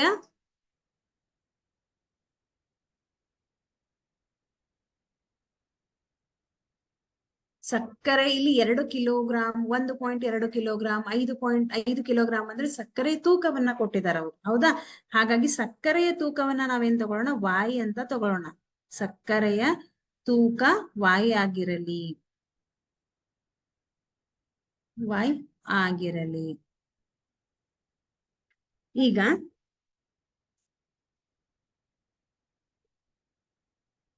2 ಕಿಲೋಗ್ರಾಂ ಸಕ್ಕರೆ 9 × 10⁶ ಹರಳುಗಳನ್ನ ಹೊಂದಿದ್ರೆ 5 ಕಿಲೋಗ್ರಾಂ ಸಕ್ಕರೆ ಎಷ್ಟು ಹೊಂದಿರತ್ತೆ? 5 ಕಿಲೋಗ್ರಾಂ ಸಕ್ಕರೆ ಅಂದ್ರೆ 2 ಕಿಲೋಗ್ರಾಂಕ್ಕಿಂತ 5 ಕಿಲೋಗ್ರಾಂ ಹೆಚ್ಚಿದೆ. ಸೊ 2 ಕಿಲೋಗ್ರಾಂ ಸಕ್ಕರೆಯಲ್ಲಿ ಇರುವಂತಹ ಹರಳುಗಳ ಸಂಖ್ಯೆ 5 ಕಿಲೋಗ್ರಾಂ ಸಕ್ಕರೆಯಲ್ಲಿ ಹೆಚ್ಚಾಗತ್ತೆ. ಹೌದಾ? ಯಾಕೆ? ಇಲ್ಲಿ 2 ಕಿಲೋಗ್ರಾಂಕ್ಕಿಂತ 5 ಕಿಲೋಗ್ರಾಂ ಹೆಚ್ಚಿದೆ. ಇಲ್ಲಿ 9 × 10⁶ ಇದ್ರೆ ಇಲ್ಲಿ 5 ಕಿಲೋಗ್ರಾಂ ನಲ್ಲಿ ಹರಳುಗಳ ಸಂಖ್ಯೆ ಹೆಚ್ಚಾಗತ್ತೆ. ಹೌದಾ? ಸಕ್ಕರೆ ಪ್ರಮಾಣ ಜಾಸ್ತಿ ಆಗತ್ತೆ. ಇದು ನೇರ ಅನುಪಾತದಲ್ಲಿದೆ. ಸಕ್ಕರೆಯ ತೂಕ ಹೆಚ್ಚಾದಾಗೆ ಹರಳುಗಳ ಸಂಖ್ಯೆ ಹೆಚ್ಚಾಗತ್ತೆ. ಹಾಗಾಗಿ ಇದು ನೇರ ಅನುಪಾತದಲ್ಲಿದೆ. ಇದನ್ನ x divided by y is equal to k ಅಂತ ಬರೆಯೋಣ. ಹಾಗಾದ್ರೆ ಇಲ್ಲಿ ನಮಗೆ ಸಕ್ಕರೆಯ ಹರಳು ಅಂತ ಕೊಟ್ಟಿದ್ದಾರೆ. ಅದನ್ನ ನಾವು 9 × 10⁶ ಅಂತ ಅವ್ರು ಕೊಟ್ಟಿದ್ದಾರೆ. ಪ್ರಶ್ನೆಯಲ್ಲಿರೋದನ್ನ ಬರ್ಕೊಳ್ಳೋಣ. ವಾಯ್ ನಮಗ್ ಗೊತ್ತಿಲ್ಲ. ವಾಯ್ ನಮ್ಗೆ ಇಲ್ಲಿ 2 ಕಿಲೋಗ್ರಾಂ ಅಂತ ಇದೆ. ಸೊ 2 ತೂಕವನ್ನ ನಾವು ವಾಯ್ ಅಂತ ತಗೊಂಡಿದೀವಿ. X divided by y. X ಅಂದ್ರೆ 9 × 10⁶. ಯಾಕೆ? ಹರಳುಗಳ ಸಂಖ್ಯೆ. ವಾಯ್ ಅಂದ್ರೆ ತೂಕ ಎಷ್ಟಿದೆ? ಇಲ್ಲಿ 2 ಕಿಲೋಗ್ರಾಂ. ಹಾಗಾಗಿ 2 ಅಂತ ತಗೊಂಡಿದೀವಿ. Is equal to k. K ನಮಗ್ ಗೊತ್ತಿಲ್ಲ. ಇಷ್ಟನ್ನ ಬರ್ಕೊಂಡಿದ್ದೀರಾ. ಇವಾಗ ನಾವೇನ್ ಮಾಡೋಣ? ಮೊದಲನೇ ಒಂದು ಲೆಕ್ಕವನ್ನ ಬಿಡಿಸೋಣ. 5 ಕಿಲೋಗ್ರಾಂ ಸಕ್ಕರೆ ಇದ್ದಾಗ ಏನಾಗತ್ತೆ? 5 ಕಿಲೋಗ್ರಾಂ ಸಕ್ಕರೆ ಇದ್ರೆ x divided by y is equal to k ಅಂತ ಬರಿತೀವಿ. ಎಕ್ಸ್ ನಮಗ್ ಗೊತ್ತಿಲ್ಲ. ಈ ಒಂದು ಕೇಸ್ ನಲ್ಲಿ ಎಕ್ಸ್ ಗೊತ್ತಿಲ್ಲ. ಹಂಗೆ ಬರ್ಕೊಡ್ರಿ. ಯಾಕಂದ್ರೆ ಇಲ್ಲಿ ಈ 5 ಕಿಲೋಗ್ರಾಂ ಸಕ್ಕರೆಯಲ್ಲಿರುವಂತಹ ಹರಳುಗಳ ಸಂಖ್ಯೆ ನಮಗ್ ಗೊತ್ತಿಲ್ಲ. ಹಾಗಾಗಿ ಎಕ್ಸ್ ಅನ್ನ ಹಂಗೆ ಬರ್ಕೊಡ್ರಿ. ವೈ ಬೆಲೆ ಎಷ್ಟಿದೆ? ಇಲ್ಲಿ ನಮ್ಗೆ 5 ಕಿಲೋಗ್ರಾಂ ಇದೆ. ಯಾಕೆ? ವಾಯನ್ನ ನಾವು ಸಕ್ಕರೆ ತೂಕ ಅಂತ ತಗೊಂಡಿದೀವಿ. 5 ಕಿಲೋಗ್ರಾಂ ಇದೆ. ಕೆ ಅಂದ್ರೆ ಎಷ್ಟಿದೆ ಇಲ್ಲಿ ಮಕ್ಕಳೇ? ಕೆ ಅಂದ್ರೆ ನಮ್ಗೆ ಎಷ್ಟು ಬಂತು? 9 × 10⁶ ಡಿವೈಡೆಡ್ ಬೈ 2 ಅಂತ ಇದೆ. ಇವಾಗ ಆರಾಮಾಗಿ ನಾವು ಎಕ್ಸ್ ಬೆಲೆಯನ್ನ ಕಂಡುಹಿಡಿಬಹುದು. ಹೆಂಗೆ? 5ಅನ್ನ ಇಲ್ಲಿ ಟ್ರಾನ್ಸ್ಫರ್ ಮಾಡ್ರಿ, ಅದು ಗುಣಾಕಾರ ಆಗತ್ತೆ. 9 ಇಂಟು 5 ಇಂಟು 10 ರ ಘಾತ 6 ಡಿವೈಡೆಡ್ ಬೈ 2 ಆಗತ್ತೆ. 9 45, 45 ಇಂಟು 10 ರ ಘಾತ 6 ಡಿವೈಡೆಡ್ ಬೈ 2 ಕ್ಯಾನ್ಸಲ್ ಮಾಡ್ರಿ. 2 2 4, 2 2 4, 1 ಉಳಿಯತ್ತೆ. ಪಾಯಿಂಟ್ ಕೊಟ್ಟು 0 ಮಾಡ್ಕೋತೀರಾ, 10 ಆಗತ್ತೆ. 2 5 10. ಹಾಗಾದ್ರೆ ಉತ್ತರ ಎಷ್ಟು ಬಂತು? 22.5 ಇಂಟು 10 ರ ಘಾತ 6 ಕಿಲೋಗ್ರಾಂ ಬಂತು. 22.5 ಇಂಟು 10 ರ ಘಾತ 6 ಹರಳುಗಳನ್ನ ಹೊಂದಿದೆ. ಎಷ್ಟರಲ್ಲಿ? 5 ಕಿಲೋಗ್ರಾಂ ಸಕ್ಕರೆ ಇದ್ದಾಗ. ಹೌದಾ? ಇದು ನಮ್ಮ ಎಕ್ಸ್ ನ ಬೆಲೆ. ಇವಾಗ ಅದೇ ತರಹ ನಾವೇನ್ ಮಾಡೋಣ, ಇವಾಗ 1.2 ಕಿಲೋಗ್ರಾಂ ಸಕ್ಕರೆ ಇದ್ದಾಗ ಹರಳುಗಳ ಸಂಖ್ಯೆಯನ್ನ ಕಂಡುಹಿಡಿಯೋಣ. 1.2 kilogram x divided by y is equal to k. X ಅಂದ್ರೆ ನಾವು ಹರಳುಗಳ ಸಂಖ್ಯೆ ನಮಗ್ ಗೊತ್ತಿಲ್ಲ, ಹಾಗಾಗಿ ಎಕ್ಸ್ ಅನ್ನ ಹಂಗೆ ಇಟ್ಕೊಳ್ರಿ. ವಾಯ್ ಗೊತ್ತಿದೆ, ಯಾಕಂದ್ರೆ ಸಕ್ಕರೆ ತೂಕವನ್ನ ವಾಯ್ ಅಂತ ತಗೊಂಡಿದೀವಿ. ಇಲ್ಲಿ ಸಕ್ಕರೆ ತೂಕ ನಮಗ್ ಗೊತ್ತಿದೆ, ಎಷ್ಟಿದೆ? 1.2 ಅಂತ ಇದೆ. ಕೆ ನ ಬೆಲೆ ನಮಗ್ ಗೊತ್ತಿದೆ, ಎಷ್ಟು? 9 ಇಂಟು 10 ರ ಘಾತ 6 ಡಿವೈಡೆಡ್ ಬೈ 2 ಅಂತ ಇದೆ. ಇವಾಗ ಮತ್ತೆ 1.2 ಅನ್ನ ಇಲ್ಲಿ ಟ್ರಾನ್ಸ್ಫರ್ ಮಾಡಿದ್ರೆ ಎಷ್ಟು ಬರುತ್ತೆ? X is equal to 9 into 1.2 into 10 ರ ಘಾತ 6 ಡಿವೈಡೆಡ್ ಬೈ 2 ಅಂತ ಬಂತು. ಇವಾಗ 2 1 2 4 8 1 ಉಳಿಯತ್ತೆ. ಸೊ 4.5. 4.5 ಇಂಟು 1.2 ಇಂಟು 10⁻² ಮಾಡಿದ್ರೆ ನಿಮ್ಗೆ 10⁶ ಮಾಡಿದ್ರೆ ಎಷ್ಟು ಬರುತ್ತೆ? 5.4 ಇಂಟು 10 ರ ಘಾತ 6 ಬರುತ್ತೆ. ಹಾಗಾದ್ರೆ 1.2 ಕಿಲೋಗ್ರಾಂ ಸಕ್ಕರೆಯಲ್ಲಿರುವಂತಹ ಹರಳುಗಳ ಸಂಖ್ಯೆ ಎಷ್ಟು? 5.4 ಇಂಟು 10 ರ ಘಾತ 6. ಈ ಒಂದು ಲೆಕ್ಕದಲ್ಲಿ ನಮಗೆ ಅವರು 2 ಕಿಲೋಗ್ರಾಂ ಸಕ್ಕರೆ ಇದ್ದಾಗ 9 ಇಂಟು 10 ರ ಘಾತ 6 ಹರಳುಗಳನ್ನ ಹೊಂದಿದ್ದರೆ 5 ಕಿಲೋಗ್ರಾಂ ಸಕ್ಕರೆ ಮತ್ತು 1.2 ಕಿಲೋಗ್ರಾಂ ಸಕ್ಕರೆಯಲ್ಲಿರುವಂತಹ ಹರಳುಗಳ ಸಂಖ್ಯೆಯನ್ನ ಕೇಳಿದ್ದಾರೆ. ಹಾಗಾಗಿ ಸಕ್ಕರೆಯಲ್ಲಿರುವ ಹರಳುಗಳ ಸಂಖ್ಯೆಯನ್ನ ಎಕ್ಸ್ ಅಂತ ತಗೊಳ್ಳೋಣ, ತೂಕವನ್ನ ವಾಯ್ ಅಂತ ತಗೊಳ್ಳೋಣ. ನೇರ ಅನುಪಾತದಲ್ಲಿದೆ, ನಿಮ್ಗೆ ಗೊತ್ತಿದೆ ಇದು. X divided by y is equal to k ಆಗತ್ತೆ. ಸೊ ಎಕ್ಸ್ ಅಂದ್ರೆ ಇಲ್ಲಿ ಹರಳುಗಳ ಸಂಖ್ಯೆ ಅಂತ ನಾವು ತಗೊಂಡಿದೀವಿ. ಎಕ್ಸ್ ಅಂದ್ರೆ ನಮ್ಗೆ ಗೊತ್ತಿದೆ. ಇಲ್ಲಿ 9 ಇಂಟು 10 ರ ಘಾತ 6 2 ಕಿಲೋಗ್ರಾಂ ಇದೆ. ಸೊ ತೂಕವನ್ನ ವಾಯ್ ಅಂತ ತಗೊಂಡಿದೀವಿ, 2 ಆಗತ್ತೆ. ಸೊ ಇದು ಕೆ ನ ಬೆಲೆ ಆಯ್ತು. ಇವಾಗ 5 ಕಿಲೋಗ್ರಾಂ ಸಕ್ಕರೆಯಲ್ಲಿ ಹರಳುಗಳ ಸಂಖ್ಯೆಯನ್ನ ಕಂಡುಹಿಡಿತಾ ಇದ್ದೀವಿ. X divided by y is equal to k. X ನ ಬೆಲೆ ನಮ್ಗೆ ಗೊತ್ತಿಲ್ಲ, ಎಕ್ಸ್ ಹಂಗೆ ಬರೀತೀರಾ. ವಾಯ್ ಬೆಲೆ ಗೊತ್ತಿದೆ 5, ಕೆ ನ ಬೆಲೆ ಕೂಡ ನಮಗ್ ಗೊತ್ತಿದೆ. ಹಾಗಾದ್ರೆ ನಾವು ಎಕ್ಸ್ ನ ಬೆಲೆಯನ್ನ ಕಂಡುಹಿಡಿದ್ರೆ ಎಷ್ಟು ಬಂತು? 22.5 ಇಂಟು 10 ರ ಘಾತ 6 ಬಂತು. ಅರ್ಥ ಆಯ್ತಲ್ಲ? ಅದೇ ತರಹ 1.2 ಸೇಮ್ ಇದೇನಿದೆ ಇದೇ ತರಹ 1.2 ಕಿಲೋಗ್ರಾಂ ಅಲ್ಲಿರುವಂತಹ ಹರಳುಗಳ ಸಂಖ್ಯೆ 5.4 ಇಂಟು 10 ರ ಘಾತ 6 ಬಂತು. ಓಕೆ, ಇವಾಗ ನಾವು ಒಂದು ವಿಲೋಮ ಅನುಪಾತದ ಮೇಲೆ ಲೆಕ್ಕ ಮಾಡೋಣ. ವಿಲೋಮ ಅನುಪಾತ ಅಂದ್ರೆ ನಾನು ಹೇಳಿದೆ, ಒಂದು ಪ್ರಮಾಣ ಜಾಸ್ತಿ ಆದ್ರೆ ಇನ್ನೊಂದು ಪ್ರಮಾಣ ಕಡಿಮೆ ಆಗುತ್ತೆ. X is inversely proportional to 1 divided by y. ಹೌದಾ? ಇದನ್ನ ಹೆಂಗ್ ಬರಿತೀವಿ ನಾವು?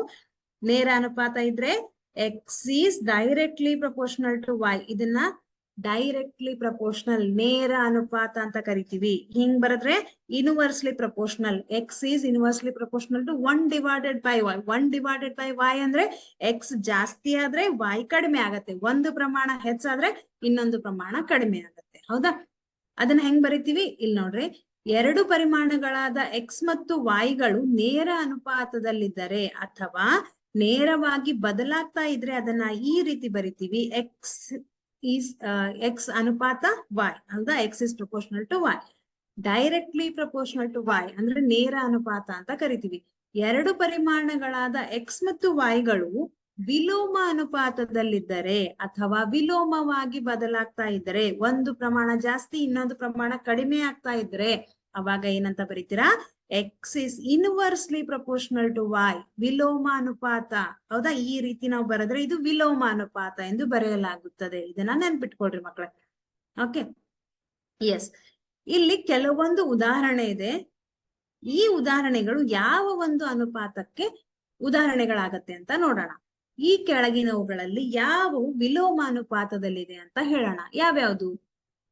ಸರಿಯಾಗಿ ಗಮನಿಸ್ರೆ, ಒಂದು ಕೆಲಸಕ್ಕೆ ಬೇಕಾಗುವ ಕೆಲಸಗಾರರ ಸಂಖ್ಯೆ ಮತ್ತು ಕೆಲಸ ಮುಗಿಸಲು ಬೇಕಾಗುವ ಸಮಯ. ನಾನು ಆಗ್ಲೇ ಒಂದು ಉದಾಹರಣೆಯಲ್ಲಿ ಹೇಳಿದೆ, ಒಂದು ಕೆಲಸಕ್ಕೆ ಬೇಕಾಗುವ ಕೆಲಸಗಾರರ ಸಂಖ್ಯೆ. ಈಗ ಒಂದು ಕೆಲಸ ಮಾಡಲು 10 ಜನ ಇದ್ರೆ ಅದನ್ನ ನೀವು 10 ದಿನದಲ್ಲಿ ಕಂಪ್ಲೀಟ್ ಮಾಡ್ತಾ ಇದ್ರೆ, ಮುಗಿಸ್ತಾ ಇದ್ರೆ, 20 ಜನ ಅಂದ್ರೆ ಕೆಲಸ ಮಾಡಲು ಬೇಕಾಗುವ ಕೆಲಸಗಾರರ ಸಂಖ್ಯೆ ಹೆಚ್ಚಾದ್ರೆ ಅದೇ ಕೆಲಸವನ್ನ ನಾವು ಬೇಗ ಮುಗಿಸ್ಬಹುದು, ಅವಧಿಗಿಂತ ಮುಂಚೆ ಮುಗಿಸ್ಬಹುದು.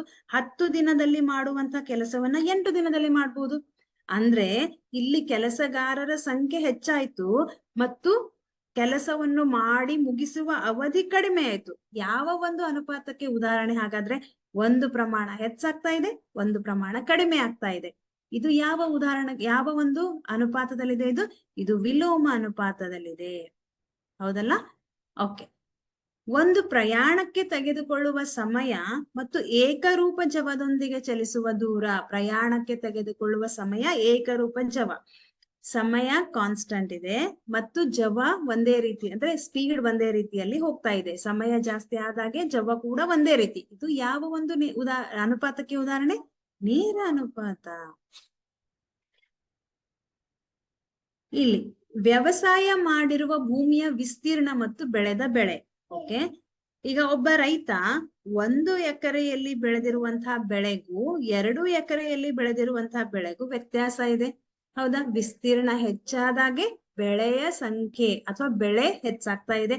ಎಷ್ಟು ಅಂದ್ರೆ ಬೆಳೆಯ ಪ್ರಮಾಣ, ವಿಸ್ತೀರ್ಣ ಹೆಚ್ಚಾದಾಗೆ ಬೆಳೆಯ ಪ್ರಮಾಣ ಕೂಡ ಜಾಸ್ತಿ. 1 ಎಕರೆಯಲ್ಲಿ ಅವನು ಇಷ್ಟು ಬೆಳೆಯನ್ನ ಬೆಳೆದ್ರೆ 2 ಎಕರೆ ಭೂಮಿ ಇದ್ರೆ ಅಲ್ಲಿ ಇನ್ನೂ ಹೆಚ್ಚು ಬೆಳೆಯನ್ನ ಬೆಳಿತಾನೆ. ಹಾಗಾದ್ರೆ ವಿಸ್ತೀರ್ಣ ಹೆಚ್ಚಾದಾಗೆ ಬೆಳೆಯ ಪ್ರಮಾಣ ಕೂಡ ಹೆಚ್ಚಾಯ್ತು. ಹಾಗಾದ್ರೆ ಮಕ್ಕಳೇ, ಇದು ಯಾವ ಒಂದು ಅನುಪಾತಕ್ಕೆ ಉದಾಹರಣೆ ಆಗತ್ತೆ? ಇದು ನೇರ ಅನುಪಾತಕ್ಕೆ ಉದಾಹರಣೆ,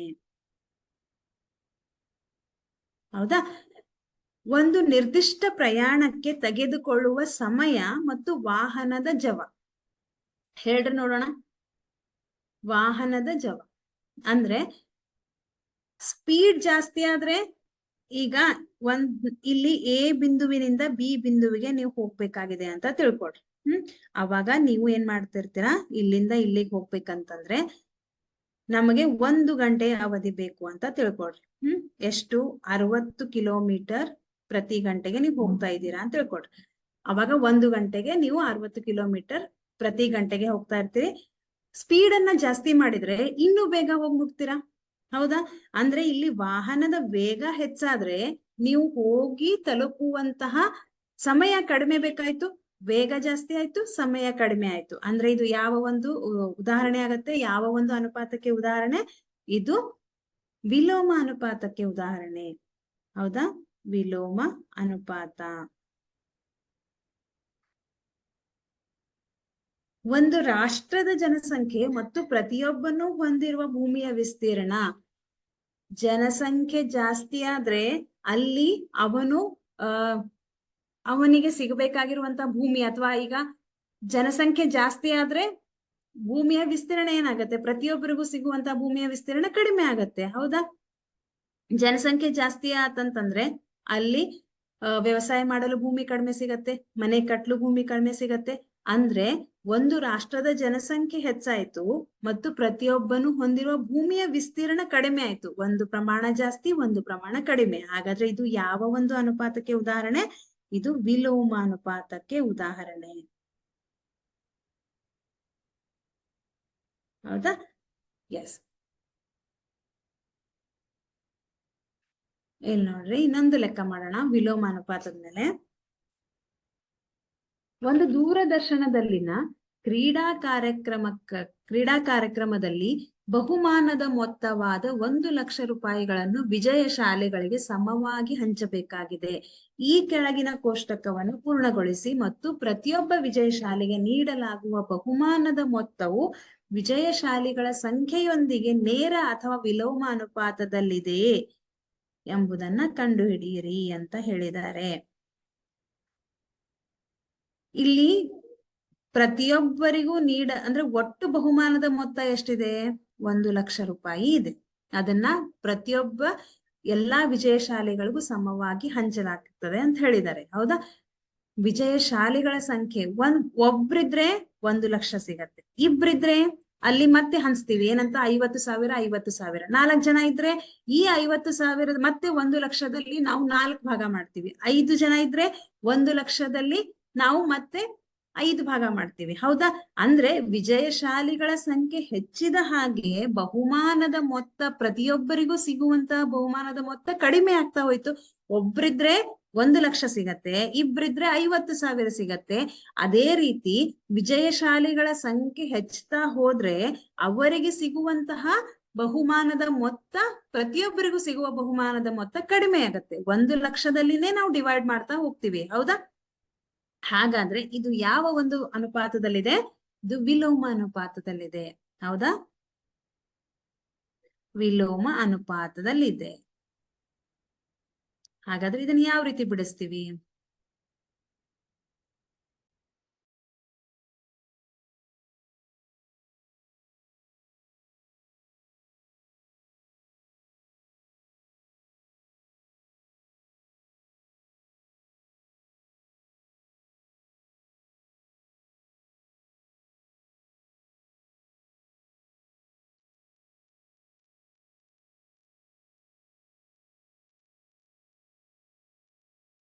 ಇನ್ನೇಂಗ್ ಬಿಡ್ಸೋದು ಪರಿಹಾರ?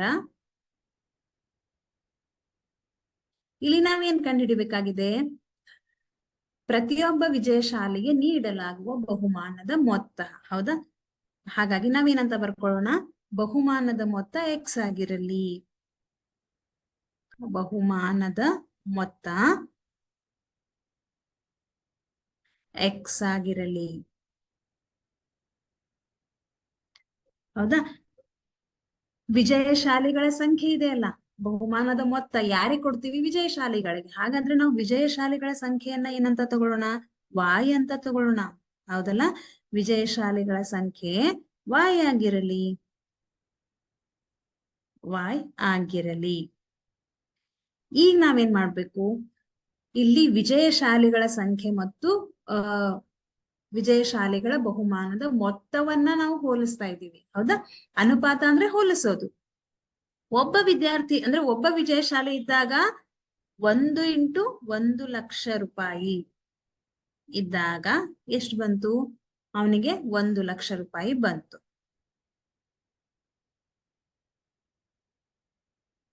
ಅದೇ ತರಹ ಇಬ್ರಿದ್ರೆ 2 × 50,000. ಹೌದಾ? ಅಂದ್ರೆ ಇದು ವಿಲೋಮ ಅನುಪಾತದಲ್ಲಿದೆ. ಸೊ ನಾವೀಗಾಗ್ಲೇ ನೋಡಿದ್ವಿ, ವಿಜಯಶಾಲಿಗಳ ಸಂಖ್ಯೆ ಹೆಚ್ಚಾದಾಗೆ ಅವರಿಗೆ ಸಿಗುವಂತಹ ಬಹುಮಾನಗಳ ಮೊತ್ತ ಕಡಿಮೆ ಆಗ್ತಾ ಹೋಗುತ್ತೆ. ಹಾಗಾಗಿ ಇದು ವಿಲೋಮ ಅನುಪಾತ. ವಿಲೋಮ ಅನುಪಾತವನ್ನ ಹೆಂಗ್ ಬರ್ಕೋತೀವಿ?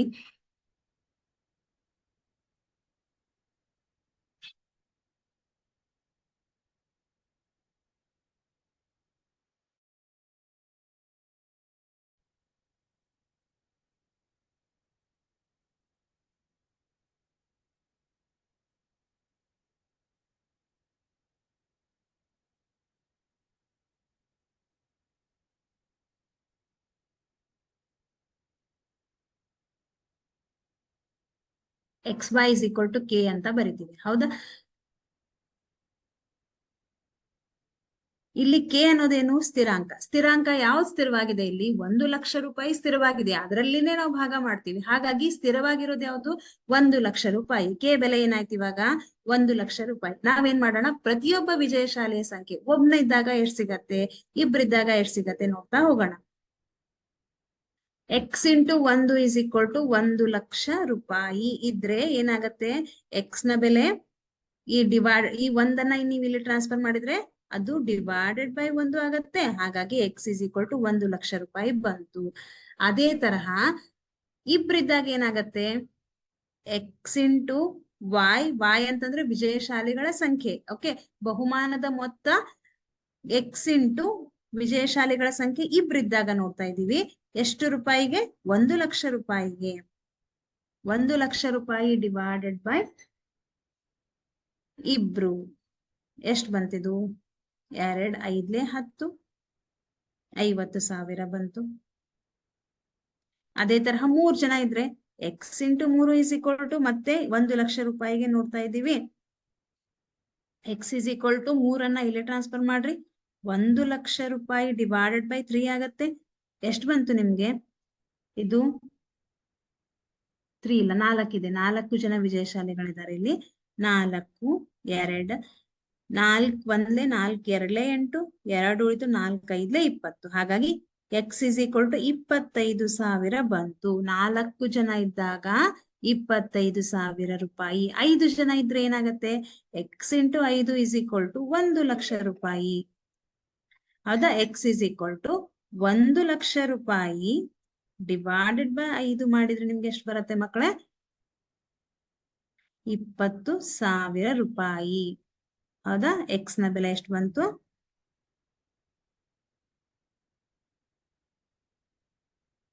8 ಜನ ಇದ್ರೆ x into 8, x into y is equal to k. Y ಅಂತಂದ್ರೆ ವಿಜಯಶಾಲಿಗಳ ಸಂಖ್ಯೆ. 8 ಜನ ಇದ್ದಾಗ ಎಷ್ಟು ರೂಪಾಯಿಗೆ? 1,00,000 ರೂಪಾಯಿಗೆ. ಹೌದಾ? ಹಾಗಾದ್ರೆ ಎಕ್ಸ್ ಇಂಟು 8 1,00,000 ರೂಪಾಯಿ. X is equal to 1,00,000 divided by 8 ಆಗತ್ತೆ. ಎಷ್ಟಾಯ್ತಿದು? 2 4 8, 2 5 10, 2 2 4, 2 25,000. So 2 1 2 2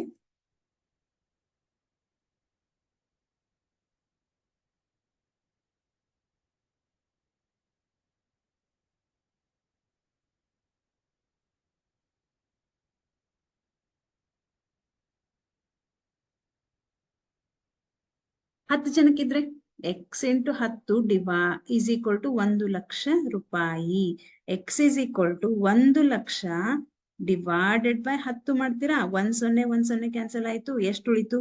10,000.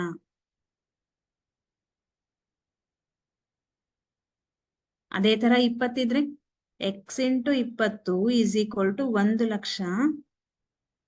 X is equal to 1,00,000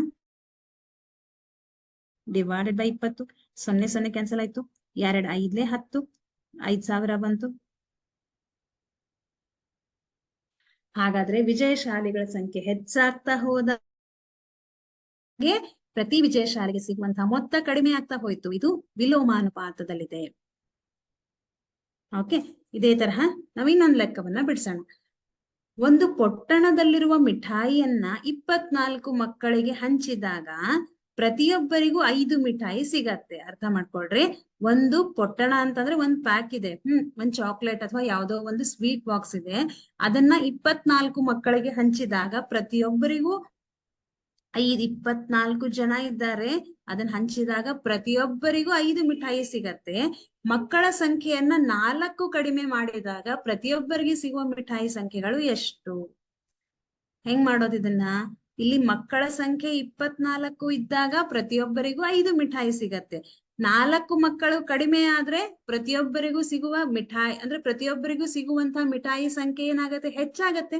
ಹೌದಾ? 24ರಲ್ಲಿ 4 ಜನ ಕಡಿಮೆ ಆದ್ರೆ ಪ್ರತಿಯೊಬ್ಬರಿಗೂ ಹೆಚ್ಚು ಮಿಠಾಯಿ ಸಿಗತ್ತೆ. ಇಲ್ಲಿ ಪ್ರತಿಯೊಬ್ಬರಿಗೂ 5 ಸಿಕ್ತಿದ್ರೆ ಅದಕ್ಕಿಂತ ಹೆಚ್ಚು ಸಿಗತ್ತೆ. ಹಾಗಾದ್ರೆ ಪ್ರತಿಯೊಬ್ಬರಿಗೂ ಸಿಗುವಂತಹ ಮಿಠಾಯಿಗಳ ಸಂಖ್ಯೆ ಎಷ್ಟು ಅಂತ ಕೇಳಿದ್ದಾರೆ.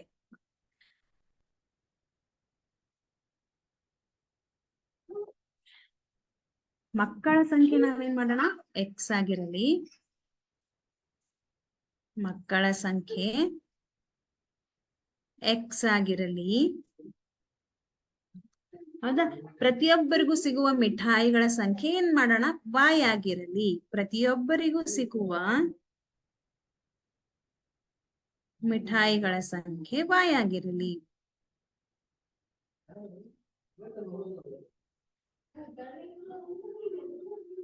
y ಆಗಿರಲಿ. ಓಕೆ, ಅಂದ್ರೆ ಇಲ್ಲಿ ಮಕ್ಕಳ ಸಂಖ್ಯೆ ಕಡಿಮೆ ಆದ್ರೆ ಸಿಗುವಂತಹ ಮಿಠಾಯಿಗಳ ಪ್ರಮಾಣ ಜಾಸ್ತಿ ಆಗ್ತಾ ಇದೆ. ಹಾಗಾಗಿ ಇದು ಯಾವ ಒಂದು ಅನುಪಾತದಲ್ಲಿದೆ? ವಿಲೋಮ ಅನುಪಾತದಲ್ಲಿದೆ. ವಿಲೋಮ ಅನುಪಾತದಲ್ಲಿದ್ರೆ x y is equal to k ಅಂತ ಬರಿತೀವಿ. ಹೌದಾ? X y is equal to k ಅಂತ ಬರೆದ್ರೆ ಇಲ್ಲಿ ಎಕ್ಸ್ ಎಷ್ಟಿದೆ? ಮಕ್ಕಳ ಸಂಖ್ಯೆ ಎಕ್ಸ್ ಅಂತ ತಗೊಂಡಿದೀವಿ. ಹಾಗಾಗಿ ಮಕ್ಕಳ ಸಂಖ್ಯೆ 24 ಇದೆ. y ಅಂತಂದ್ರೆ ಎಷ್ಟು? y ಅಂದ್ರೆ ಪ್ರತಿಯೊಬ್ಬರಿಗೂ ಸಿಗುವ ಮಿಠಾಯಿಗಳ ಸಂಖ್ಯೆ. 24 ಮಕ್ಕಳಿಗೆ 5 ಅಂದ್ರೆ 24 ಮಕ್ಕಳಿದ್ದಾಗ 5 ಮಿಠಾಯಿ ಸಿಕ್ಕ್ರೆ ನಮಗೆ 24 ಐದ್ಲೆ ಎಷ್ಟಾಯ್ತು? 5 4 20, 5 2 10, 10 2 12, 120. ಹಾಗಾದ್ರೆ ಕೆ. ಈಗ ನಾವೇನ್ ಮಾಡೋಣ, 5 ಮಕ್ಕಳಿಗೆ 120 ಆದ್ರೆ 4 ಮಕ್ಕಳನ್ನ ಕಡಿಮೆ ಮಾಡಿದೀವಿ. ಇವಾಗ 4 ಮಕ್ಕಳನ್ನ ಕಡಿಮೆ ಮಾಡಿದಾಗ ಏನಾಗತ್ತೆ? ಕಡಿಮೆ ಮಾಡಿದಾಗ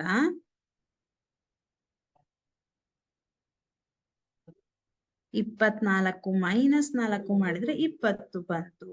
ಹೌದಾ? XY ಇಸ್ ಈಕ್ವಲ್ ಟು, ಈಗ ಎಕ್ಸ್ ನ ಬೆಲೆ ಏನಾಯ್ತು? ಇವಾಗ ಮಕ್ಕಳ ಸಂಖ್ಯೆ ಎಕ್ಸ್ ಇದೆ, 20 ಆಯ್ತು. Y ನ ಬೆಲೆ ಎಷ್ಟಾಯ್ತು? 20 ಮಕ್ಕಳಿದ್ದಾಗ ಮಿಠಾಯಿ ಸಂಖ್ಯೆ ನಮಗ್ ಗೊತ್ತಿಲ್ಲ, ಹಾಗಾಗಿ Y ಅಂತ ತಗೊಳ್ಳೋಣ. ಕೆ ಎಷ್ಟಿದೆ? 120 ಅಂತ ಇದೆ. ಯಾಕೆ? ನಮ್ಗೆ ಇಲ್ಲಿ ಸಿಕ್ತು ಎಷ್ಟು? ಪ್ರತಿಯೊಬ್ಬರಿಗೂ ಸಿಗುವ ಮಿಠಾಯಿಗಳ ಸಂಖ್ಯೆ 120 ಸಿಕ್ಕಿತ್ತು.